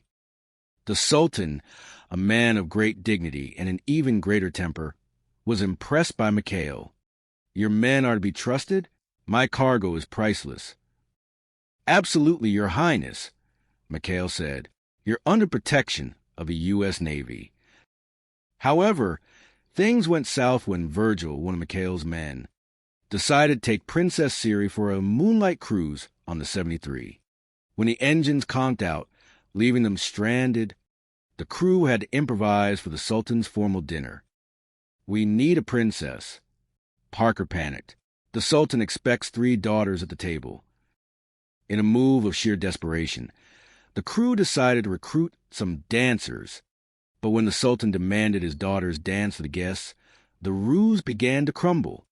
Binghamton, suspicious as always, started grabbing at the veils of the dancers. Imposter, Binghamton yelled, grabbing a dancer. This one is a phony Balinese bunny. You're under arrest. The Sultan stood up, trembling with rage. Captain, your unpardonable behavior will be reported to the State Department. My daughters, we are leaving. Binghamton was left holding a silk veil and a one-way ticket to a disciplinary hearing. Chapter 4. The Jinx of PT-13. Binghamton's next plan was more legalistic. He was going to convene a fitness board to break Ensign Parker down to a seaman second class. "I've got you this time, you goofball." Binghamton gloated. "One look at your record. Torpedoing a garbage scow, shooting down a target plane during a drill, and you're finished." The crew of the 73 huddled in their shack. "We got to do something, Skip," Gruber said. "Parker's a goner." McHale looked at a tank they had liberated from the base dentist. "Nitrous oxide," he whispered. "Laughing gas. If we can get Binghamton in a happy mood, he might just cancel the hearing." They rigged the gas to blow through Binghamton's office window. As the captain sat down to review the charges, the sweet-smelling gas began to fill the room. "Frangie panty flies," McHale shouted from outside, spraying a hose. "We're just protecting the shrubs. Captain, breathe deeply." Within minutes, Binghamton was hysterical. "Chucky Wucky," he giggled, hugging Ensign Parker. "You torpedoed a garbage scow? That's the funniest thing I've ever heard. The potato peels. They look like a submarine. Oh, I love you, Chucky." "Sir," Parker asked, bewildered, "about the fitness board?" "Cancel it." Binghamton roared with laughter. "Tell the Admiral I was joking. We're all friends here. Bingy Winky and Chucky Wucky." The plan was working perfectly until Admiral Shoemaker, the head of the fitness board, arrived early. He found Binghamton dancing on a table with a nurse's scarf wrapped around his head. "Binghamton," Shoemaker barked, "what in the name of the great white fleet is going on?" The gas was wearing off. Binghamton blinked, realization dawning. "Admiral, it's a plot. They drugged me with gas. Parker is a menace." Just then, an air raid siren wailed. A lone Japanese scout plane appeared on the horizon. Parker, still confused by the morning's events, stumbled toward a deck gun. In a fit of accidental brilliance, he fired a single shot that clipped the plane's wing, sending it spiraling into the sea. Shoemaker watched in awe. Magnificent! Anyone who can stand laughing in the face of death and take down an enemy plane is A. Hero, fitness board, this man deserves a medal. Binghamton fainted. Chapter 5, Sidney the Witness. The final straw for Binghamton was the base payroll. $62,000 in small, unmarked bills. "I'm going to trap them, Carpenter," Binghamton whispered. "I'll mark the bills, put them in my wallet, and accidentally drop it where those thieves can find it. Then wham, brig time for everyone." But the wallet wasn't found by McHale. It was found by Sidney. Sidney was a 6-foot alligator that Ensign Parker had adopted as a mascot. Sidney had a particular fondness for Parker's mother's peanut butter sandwiches and, apparently, leather wallets. When Binghamton went to check his trap, he found Sidney sitting in the grass, the captain's ID card sticking out of his mouth. He ate the captain. Parker screamed when he saw the alligator with the wallet. Sidney ate Old Lead Bottom. "I am not eaten," Binghamton shrieked, emerging from the bushes. "But you're all under arrest for the theft of $900.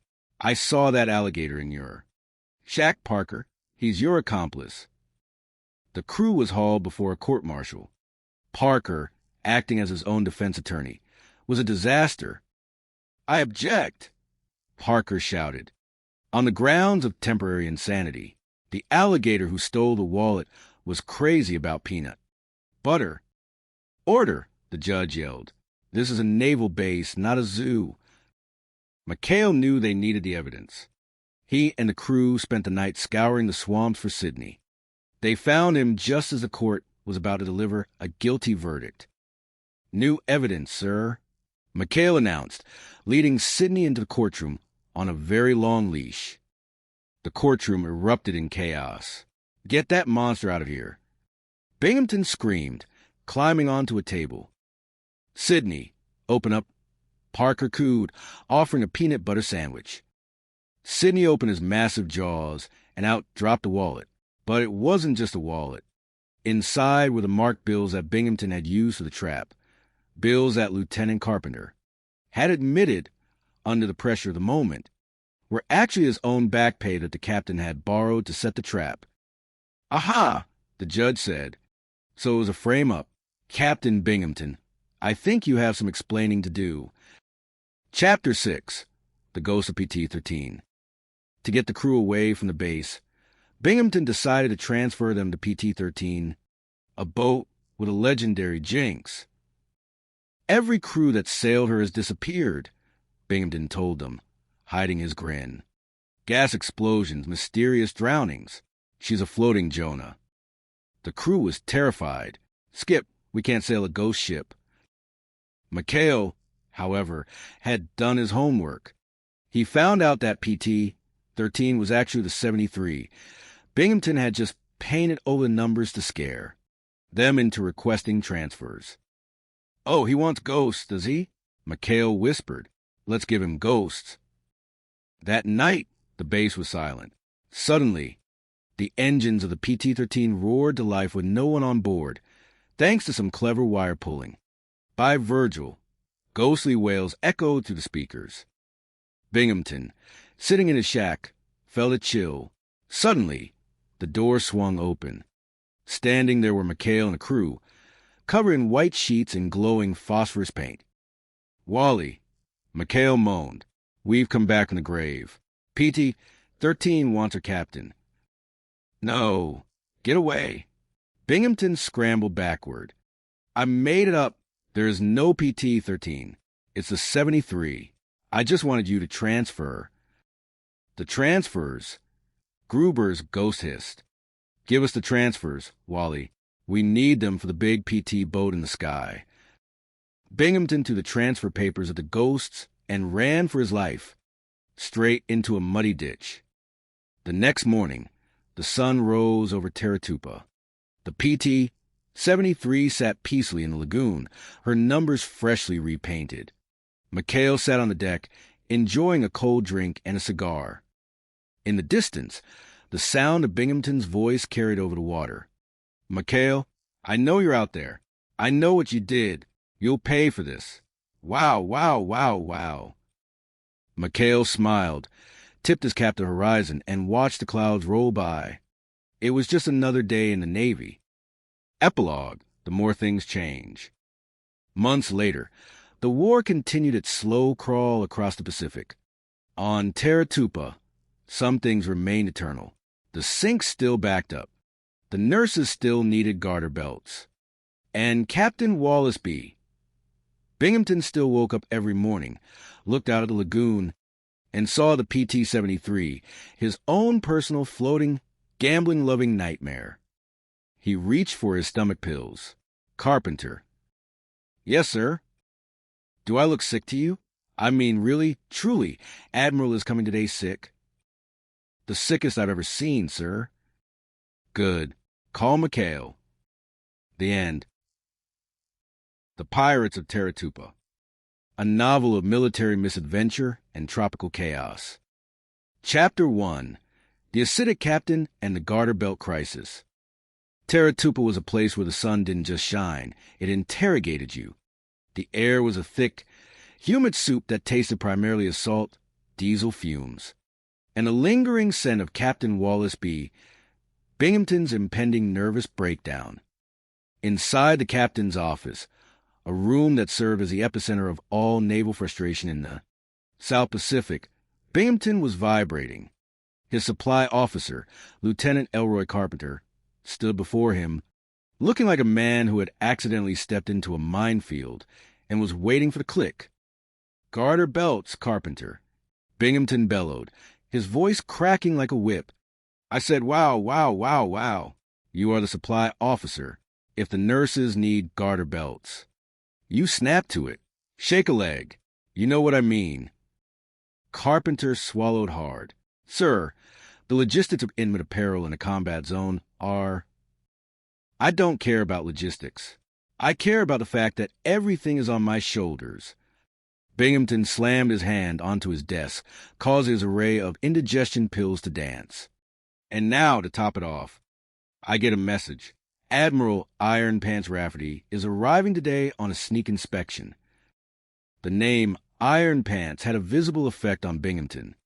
His face turned a shade of purple, usually reserved for tropical fruit. Do you realize what a mess this place is? The sinks in the Petty Officers Club are backing up. Tokyo Rose probably knows more about my base than I do. The phone rang. Binghamton snatched it up. Hello. Yes. This is Captain Binghamton. Who did you expect? Tokyo Rose? The sinks are backing up? I'm A. Commanding officer, not a plumber. Fix it yourself. He slammed the phone down and grabbed a handful of pills. My stomach acid could start a Jeep Carpenter. Please, tell me we have something to fix this. Sir, those pills give you indigestion, Carpenter whispered. I don't care. If I get sick, really sick, someone else has to face the Admiral. Wait. A gleam of predatory genius entered Binghamton's eyes. If I were incapacitated, I could appoint an acting base commander, someone to take the heat, someone to be the sacrificial. Lamb. He looked out the window toward the docks where PT-73 was moored. Not just any lamb. McHale, with that pirate and his cutthroats in charge. They'll destroy themselves right in front of the Admiral. It's brilliant. Carpenter, I look sick. Don't I? Terribly sick, sir. Carpenter lied with practiced ease. Should I call the medic? Hurry, on the double. As Carpenter ran out, Binghamton began to practice his deathbed face. He collapsed onto his couch just as Commander Quentin McHale entered, looking suspiciously relaxed for a man in the middle of a world war. Chapter 2, The Sickness Gambit. Oh, McHale, Binghamton groaned, clutching his stomach. It's bad. The tests haven't come back, but I'm in bad shape. McHale leaned over the captain, peering into his eyes. Gee, Captain, you look like you've been eating your own cooking. Let me help you with your head. McHale grabbed the captain's head and began shoving it down toward the pillow with enough force to suggest he was trying to bury him. Put it down. Push it down. Binghamton squealed. Stop it. You're killing me. Just try to make you comfortable, sir, McHale said, his face a mask of feigned concern. Binghamton wheezed. I have to appoint an acting base commander. I was thinking. You, McHale. McHale's eyes widened. Me? Sir, I'm a saltwater skipper. I'd be no good behind a desk. Lieutenant Carpenter is a boob. Binghamton snapped, briefly forgetting he was supposed to be dying. I'm appointing you, and Parker here will be your acting executive officer. Ensign Charles Parker, who had been hovering by the door, trying not to trip over his own feet, beamed. Oh, boy. Did you hear that, Skipper? Thanks, Captain. You'll never regret this. I know, Binghamton muttered, rolling his eyes. Now get out. Take command. This minute. As the PT-73 crew exited, Binghamton shared a look with Carpenter. This is going to be the happiest illness of my life. Chapter 3. Command and Hula Girls. The command of Teratupa, under Quentin McHale, was less of a military operation and more of a traveling circus. Within 2 hours, the acting base commander was juggling 3 phones, a pile of slingshots that had been misidentified as ammo, and a long-awaited shipment of garter belts. Yes, ma'am, the garter belts are on the way. McHale barked into the receiver. Chief, get those items to the nurses' quarters, and tell the Seabees to keep their heads down at the rifle. Range. What do you mean the radar has a positive ID? Track it. Parker was beside himself with joy. Executive Officer Parker here. Right. I authorize the building for the Arab. Wait. Is the Arab in the middle of the rifle range? Tell them to duck. In the midst of the chaos, Gruber, the crew's resident entrepreneur, sidled in. Hey, Skip, the boys want to throw a little shindig. A bit of action to rake in some dough. Full speed ahead, Gruber. McHale shouted, not really listening. Tell the boys it's all ahead full. By the time Admiral Rafferty's plane touched down, the base had been transformed. The air raid shelter was no longer a place for safety. It was a Roman orgy-themed nightclub, complete with hula girls and illegal booze. Back in the hospital, Binghamton was practically vibrating with joy. The lost boys of Peter Pan Island didn't let me down. Carpenter, they've turned this place into a regular den of iniquity. When I tip off the Admiral, McHale's career is going up in smoke. But the plan hit a snag. Nurse Wilson, under orders from a concerned Binghamton, had invited McHale for a swim just as the Admiral arrived. McHale realized the trap instantly. Iron Pants is coming, and Binghamton is sitting pretty in the hospital. McHale's brain worked at torpedo speed. Gurley, you better get out of that suit. We got work to do. Chapter 4, The Inspection of Iron Pants. Admiral Rafferty was a man who lived up to his nickname. His uniform was so starched it could have stood up on its own and conducted a court-martial. "Welcome to Terratupa, sir," McHale said, standing at stiff attention. "Acting Base Commander McHale at your service." "And Ensign Parker, Executive Officer at your command," Parker added, accidentally saluting with a lei still around his neck. Rafferty squinted. "What the devil is that thing around your neck, Ensign?" "An old native custom, sir." McHale interjected. "Welcome ashore.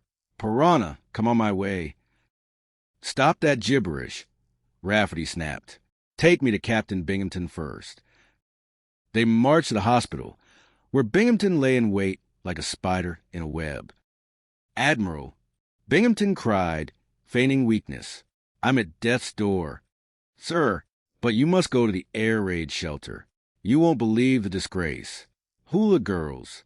"Sir," at this very minute. McHale stepped forward. "He's delirious, sir. Hallucinations. I'll get a doctor." "Don't you try to weasel out of this." Binghamton shouted, jumping out of bed. "Carpenter, tell him. We saw them." "He's right, sir. A disgraceful rain sorrow," Carpenter added. Rafferty looked from the manic captain to the calm McHale. "Captain, I'll decide where to start this inspection. Back to bed. That is an order." "But the girls." Binghamton screamed as he was shoved back into his sheets. The inspection proceeded to the laundry. McHale had moved the hula girls there in a frantic shell game. Just as Binghamton, now dressed in a stolen seaman's uniform, burst in to reveal the evidence, he found only Parker conducting a highly successful fire drill. "Captain Finito," Rafferty barked at the disguised Binghamton. "You should know better than to obstruct a man pursuing his duty. McHale, this man clearly has combat fatigue. Take him back to the hospital for a long, long rest."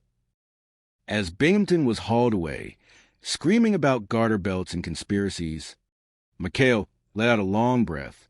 "You know, Parker, I think we should keep that garter belt requisition on file.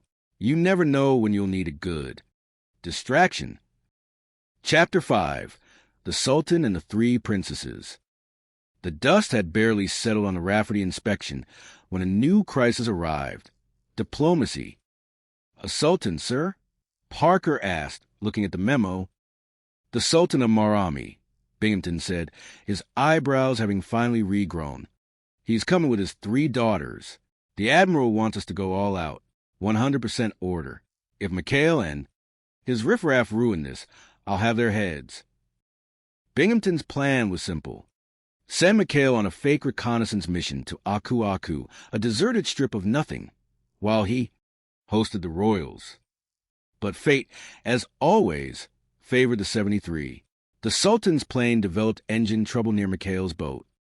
"Greetings, Your Highness," McHale said as he pulled the Sultan and 3 veiled women onto the PT-73. "I am Quentin McHale. You are now under protection of the U.S. Navy."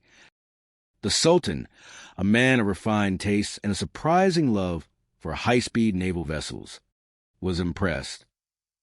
"Interesting craft, Commander. If my country had a navy, I would want a fleet of these." By the time they reached the base, the Sultan was practically best friends with McHale. He even insisted on steering the boat, nearly ramming a dock in the process. Binghamton was seething. "Your Highness, I am Captain Wallace B. Binghamton. I trust you had a safe voyage." "Yes," the Sultan beamed. "Thanks to your commander, Mikhail, a most efficient officer." The dinner was set. Binghamton, desperate to reclaim the spotlight, invited the Sultan to a gala. But the 73 crew, restricted to base, had other plans. Gruber had arranged a date with one of the princesses, Siri. To facilitate this, he had the crew distract Ensign Parker with a machine gun nomenclature drill. "Now, men," Parker said, wearing a blindfold to prove his expertise. "This is a .50 caliber machine gun. First, we disengage grip control A." While Parker fumbled with the gun, the 73 boat was borrowed for a romantic cruise. Chapter 6: The Dance of the Impostors. The gala dinner was a disaster waiting to happen. The Sultan's daughters were scheduled to dance, but one was missing. Siri was still out on her boat ride with Virgil. "We have to do something." Gruber whispered to Mikhail. "If the Sultan finds out Siri is gone, he'll declare war." "I have an idea," Mikhail said, looking at the crew. "Parker, get into that dress." "Me? Again, Skipper?" "It's for the Navy, Chuck." At the dinner, the princesses began their dance. Two were graceful. The third, Princess Parker, moved with the elegance of a wounded buffalo. Binghamton, squinting through his monocle, grew suspicious. Something is wrong here. That princess has remarkably hairy shins. He stormed onto the dance floor. "Aha! An imposter. You phony Balinese bunny. You're under arrest." He ripped the veil off, revealing a terrified, heavily make-upped Ensign Parker. "Captain, how dare you?" the Sultan roared. "Your unpardonable behavior will be reported to the State Department." "Sir, he didn't mean it."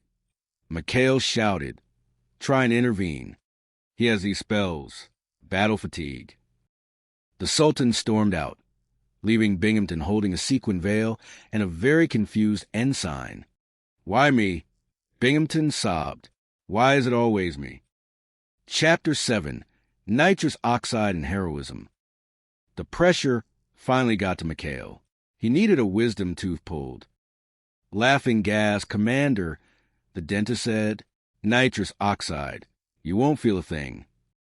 When Mikhail returned to the base, he was in a state of transcendental euphoria. He was giggling at the palm trees. He was hugging the torpedoes. He was, for all intents and purposes, completely useless. Binghamton saw his chance. "Look at him. He's drunk on duty. I'm convening a fitness board. Parker, you're finished. I'm breaking you down to seaman second class." "A fitness board?" Parker cried. "Now, wait a minute, Captain. When it comes to railroading, Parker, I'm a regular Casey Jones." The crew knew they had to save Parker. They stole a tank of laughing gas from the infirmary and rigged it to the vents of Binghamton's office. As the fitness board convened, Binghamton began to breathe deeply. Suddenly, his stern demeanor vanished. He began to giggle. "Sir, the record shows that Ensign Parker torpedoed a garbage scow." The Admiral began. He thought it was a nip sub camouflage with potato peels. Binghamton shrieked with laughter. "The potato juice has a kick like a mule. Oh, Chucky Wucky, you're a riot." Binghamton was so hysterical, he began dancing on his desk. Just then, an actual air raid siren sounded. While Binghamton was busy playing airplane with his arms, Parker, still trying to be a good officer, stumbled out to a machine gun mount. In his panic, and perhaps still a bit dizzy from the gas, Parker tripped, pulled the trigger, and accidentally shot down a Japanese bomber that was flying remarkably low. The Admiral was stunned. "Magnificent! A man who stands laughing in the face of death. Binghamton, you were right. This lad is a hero." Binghamton, finally coming down from the gas, looked at the burning wreckage. "What? No, he's a boob. I want him arrested." Nonsense, the Admiral said. I'm giving him a commendation. And, Captain, I think you need a long rest. You're talking about Chucky Wuckies again. Chapter 8, Sidney the Alligator. Taratupa's latest recruit didn't have a uniform. He had scales, a tail, and a peculiar fondness for Ensign Parker's peanut butter sandwiches. His name was Sidney, and he was a 6-foot alligator. Can we keep him, Skip? Parker pleaded.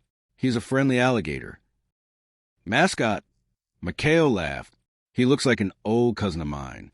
Sure, why not? But Sidney had a bad habit. He liked shiny things. Specifically, he liked Captain Binghamton's leather wallet, which was stuffed with $900 of Carpenter's back pay, money Binghamton had borrowed to set a trap for McHale. Binghamton had dropped the wallet as bait, hoping McHale would find it and keep the money. Instead, Sidney had emerged from the swamp, snapped up the wallet, and retreated. You're all under arrest. Binghamton shouted, storming into the 73 shack, for the theft of $900 from my wallet. None of us have it, sir, McHale said calmly. Sidney stole it. Sidney? Is that a code name for you, McHale? No, sir. Sidney is an alligator. He's in my shack right now. Binghamton followed them, but Sidney was gone. Oh, I see. An alligator stole it. And I suppose he's gone downtown to buy himself a swamp? The court-martial of Ensign Parker was the most absurd event in the history of the Navy.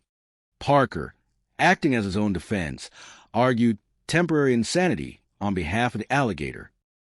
I object! Binghamton screamed. You can't call Sidney stupid. He had an unhappy childhood. Just then, the doors to the courtroom burst open. McHale and the crew marched in, leading Sidney on a leash. The alligator was still clutching the leather wallet in his teeth. Exhibitor for the defense. McHale announced, Open up, Sidney.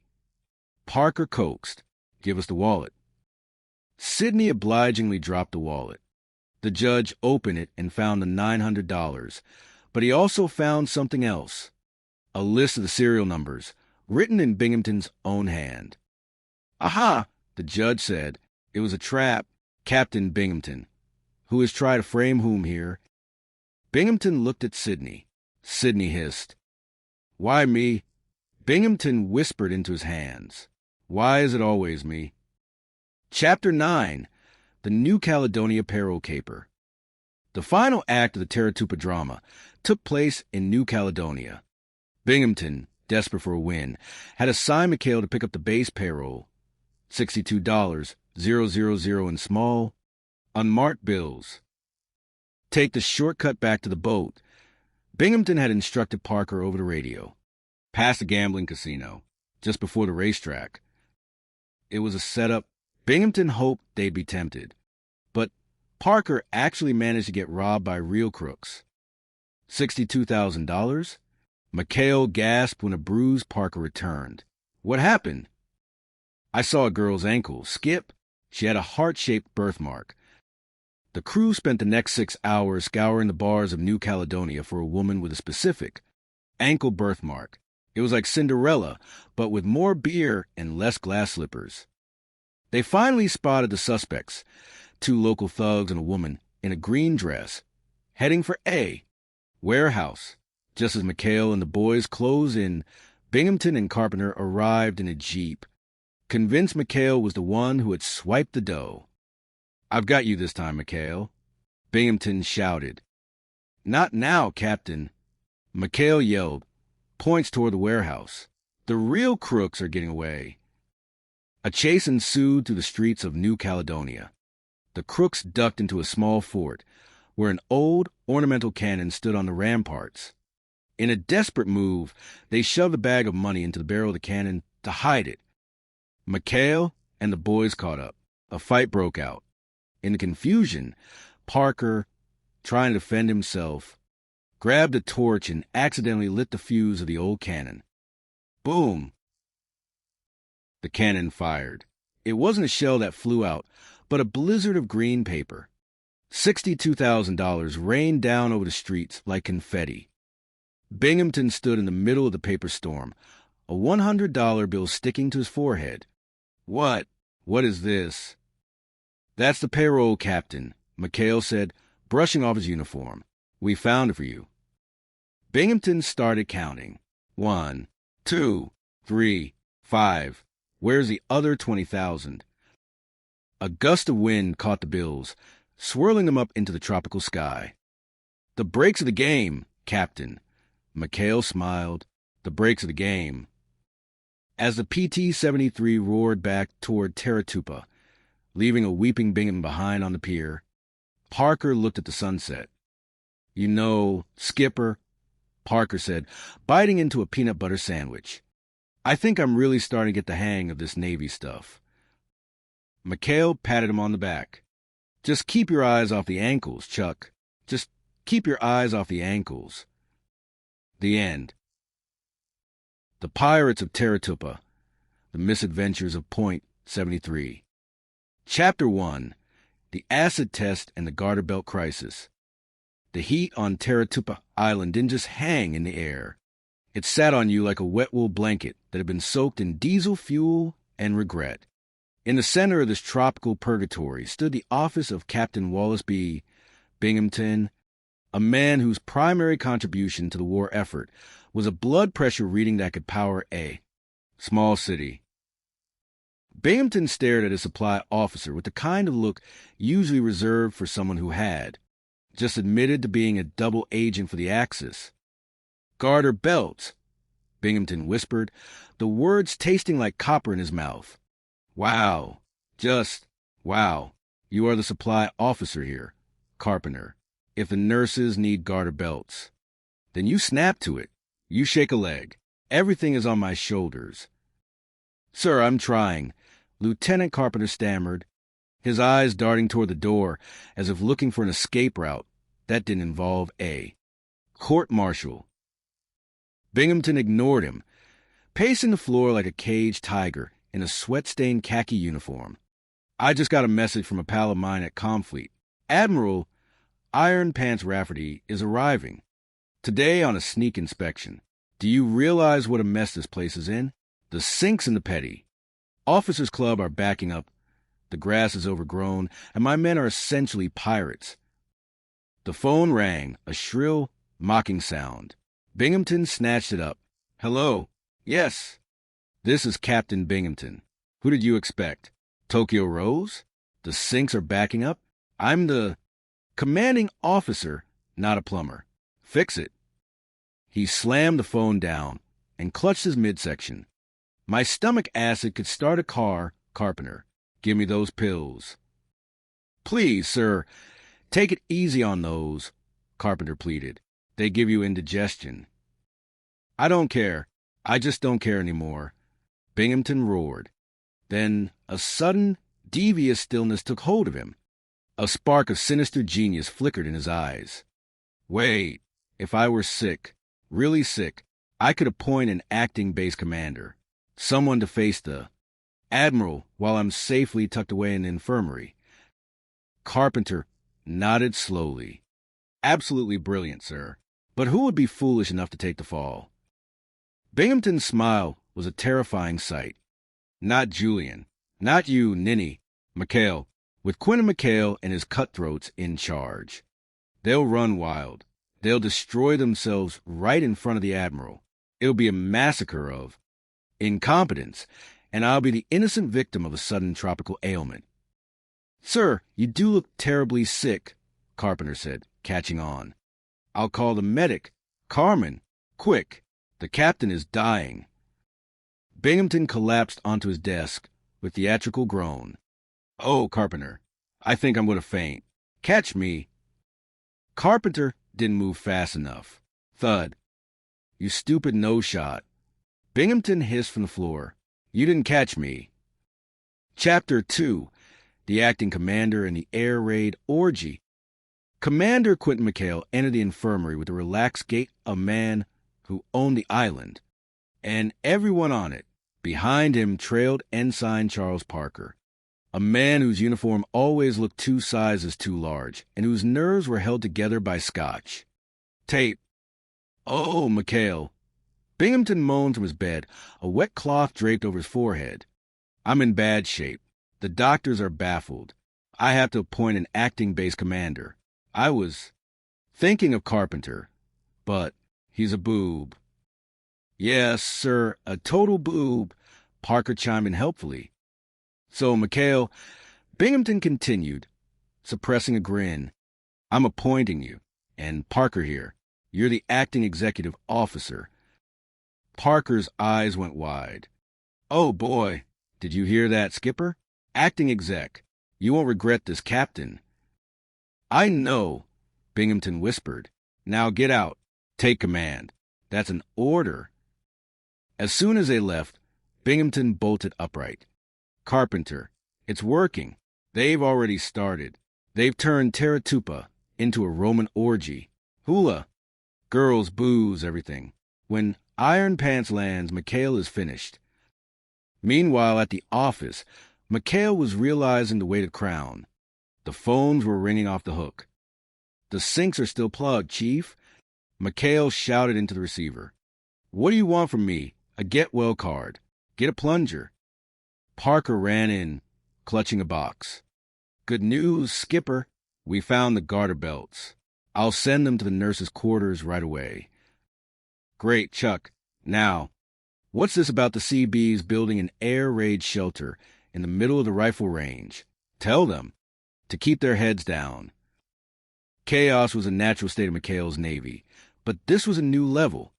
The crew of the PT-73, led by the ever-opportunistic Gruber, had decided to celebrate McHale's promotion by throwing a shindig.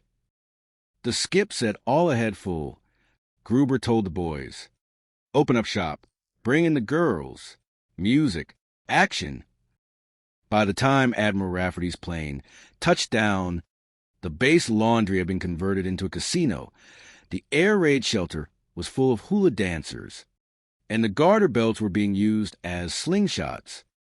Binghamton, dressed in a bathrobe and pretending to be at death's door, waited for the explosion. He tipped off the Admiral about disgraceful conduct in the air raid shelter. Admiral, you won't believe it, Binghamton wheezed. Hula girls in the bomb shelter. It's a madhouse.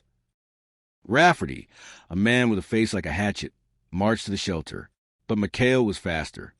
He had gotten wind of the inspection and managed a frantic cleanup. When the Admiral opened the door, instead of hula girls, he found the crew of the PT-73 engaged in a high-intensity emergency fire drill. What is the meaning of this? Rafferty barked. Training, sir. McHale shouted. We don't want to be caught unprepared. Binghamton's jaw dropped, but the girls, they were right there. Captain, Rafferty said, his voice cold as ice, I think you've been in the sun too long. You're having hallucinations. Get back to bed. McHale, you're doing a fine job. Proceed. Binghamton screamed into his pillow. Chapter 3. The Sultan and the Princess Impostors. Peace never lasted long on Taratupa. A week later, Binghamton was back in uniform, his eyebrows still twitching from his last defeat. A Sultan, Carpenter. The Sultan of Marami is coming, with his 3 daughters. Binghamton was practically vibrating. The Admiral wants an impression. 100% order. If McHale ruins this, I'll run him through. To ensure McHale stayed out of the way, Binghamton ordered the PT-73 on a pointless reconnaissance mission to Aku Aku, a deserted strip of sand. But fate, as always, had a sense of humor. The Sultan's plane developed engine trouble and was forced to land near Aku Aku. McHale and his crew rescued the Sultan and the princesses. Greetings, Your Highness, McHale said, bowing. I am Commander McHale. We are here to serve you. The Sultan, a man of immense dignity and even more immense temper, eyed the crew. These men, they can be trusted with my cargo. Oh, absolutely, sir, Parker said, accidentally knocking over a crate. Wowie, wow, wow. Look at those girls. Like a chicken, the Sultan roared. The next man who debases the dignity of the princesses will answer to me. by the time they reached the main base. The Sultan was charmed by McHale, mostly because McHale let him drive the PT-73. Binghamton, seeing his chance to shine slipping away, insisted on hosting a royal dinner. "Your Highness, allow me," Binghamton said, bowing so low his medals clinked on the floor. "I am Captain Wallasby Binghamton. I trust you had a safe voyage, despite McHale." The dinner was a disaster waiting to happen. One of the princesses, Siri, had sneaked off for a boat ride with Virgil. Panic ensued. To cover for the missing princess, McHale did the only logical thing. He dressed the crew's brawniest sailors in veils and gowns. "My daughters will dance for you," the Sultan announced proudly. The princesses emerged. They were oddly muscular. Their movements were less graceful swan and more drunk sailor trying to find a latrine. Binghamton squinted. "Is it just me, or does that princess have a 5 o'clock shadow?" "It's a native custom, sir," McHale whispered frantically. "Hormonal imbalance due to the tropical climate." Binghamton, driven by a sudden suspicion, reached out and yanked the veil off the lead dancer. It was Ensign Parker. "Phony!" Binghamton screamed. "Phony Balinese bunny. You're under arrest." The Sultan stood up, trembling with rage. "You dare touch my daughter? You dare insult my house? I will radio Washington. I will raise your Pentagon." "Wait!" McHale yelled. "Your Highness! It's a misunderstanding. The captain, he has battle fatigue. He thinks everyone is a sailor." The Sultan left in a huff, and Binghamton was left holding a handful of silk and a very angry letter from the State Department. Chapter 4. Laughing Gas in the Jinx Boat. The pressure was mounting. Binghamton decided to convene a fitness board to finally boot Parker out of the Navy. One look at this goofball's record, and he's finished. Binghamton gloated. July 16th, he shot down a target plane during a drill. August 1st, he torpedoed a garbage scow because he thought it was a nip sub camouflage with potato peels. McHale knew he had to act. The crew managed to get their hands on a tank of nitrous oxide, laughing gas, from the base dentist. "If we can get Binghamton into a happy mood," McHale explained, "he'll cancel the board. He'll be so hysterical he'll promote Parker to admiral." They pumped the gas into Binghamton's office through the window while he was reviewing Parker's. Dismal file. Slowly, the captain's scowl began to soften. A chuckle escaped his lips, then a giggle, then a full-throated, maniacal laugh. "Potato peels!" Binghamton roared, tears streaming down his face. "He torpedoed a garbage scow. That's the funniest thing I've ever heard. Parker, you're a riot. Chucky Wucky, come here." "Sir," Parker asked, terrified. "I love you, Chucky Wucky. Cancel the board. Send a message to Comfleet. Parker is a genius." But the gas wore off just as Admiral Shoemaker, the head of the fitness board, arrived. Binghamton, now coming down from his high, was found dancing on his desk with a bottle of champagne, singing the Old Gray Mare. "Binghamton," Shoemaker barked, "what is the meaning of this?" I can explain," Binghamton stammered, his head spinning. Suddenly, an air raid siren wailed. A lone Japanese bomber appeared on the horizon. Parker, in a state of sheer panic, tripped, fell into a machine gun turret, and accidentally pulled the trigger. The bullets caught the bomber's fuel line, and the plane exploded in a spectacular fireball. Shoemaker was stunned. Magnificent! Anyone who would stand laughing in the face of death like that brave lad was born to. Be a combat officer. Board canceled. Give that man a medal. Binghamton fainted. Chapter 5. The Ghost of PT-13. The crew's luck finally seemed to run out when Binghamton assigned them a new boat, PT-13. "It's jinxed, Skip," Gruber whispered, looking at the rusted hull. "The original crew drowned. The second crew exploded. It's a floating Jonah." Binghamton had found an old report claiming the boat was haunted. He wanted the crew so scared they'd request a transfer to the front lines. "Tonight, you sail between the islands," Binghamton ordered, a wicked glint in his eye. That night, strange things started happening. Engines started by themselves. Ghostly voices echoed through the rigging. Lights flickered. "I'm getting out of here," Virgil yelled. "I ain't fighting ghosts." But McHale realized it was Binghamton and Carpenter using wires and projectors. He decided to play along, with a twist. The crew, dressed as ghosts, covered themselves in phosphorus, and haunted Binghamton's own quarters.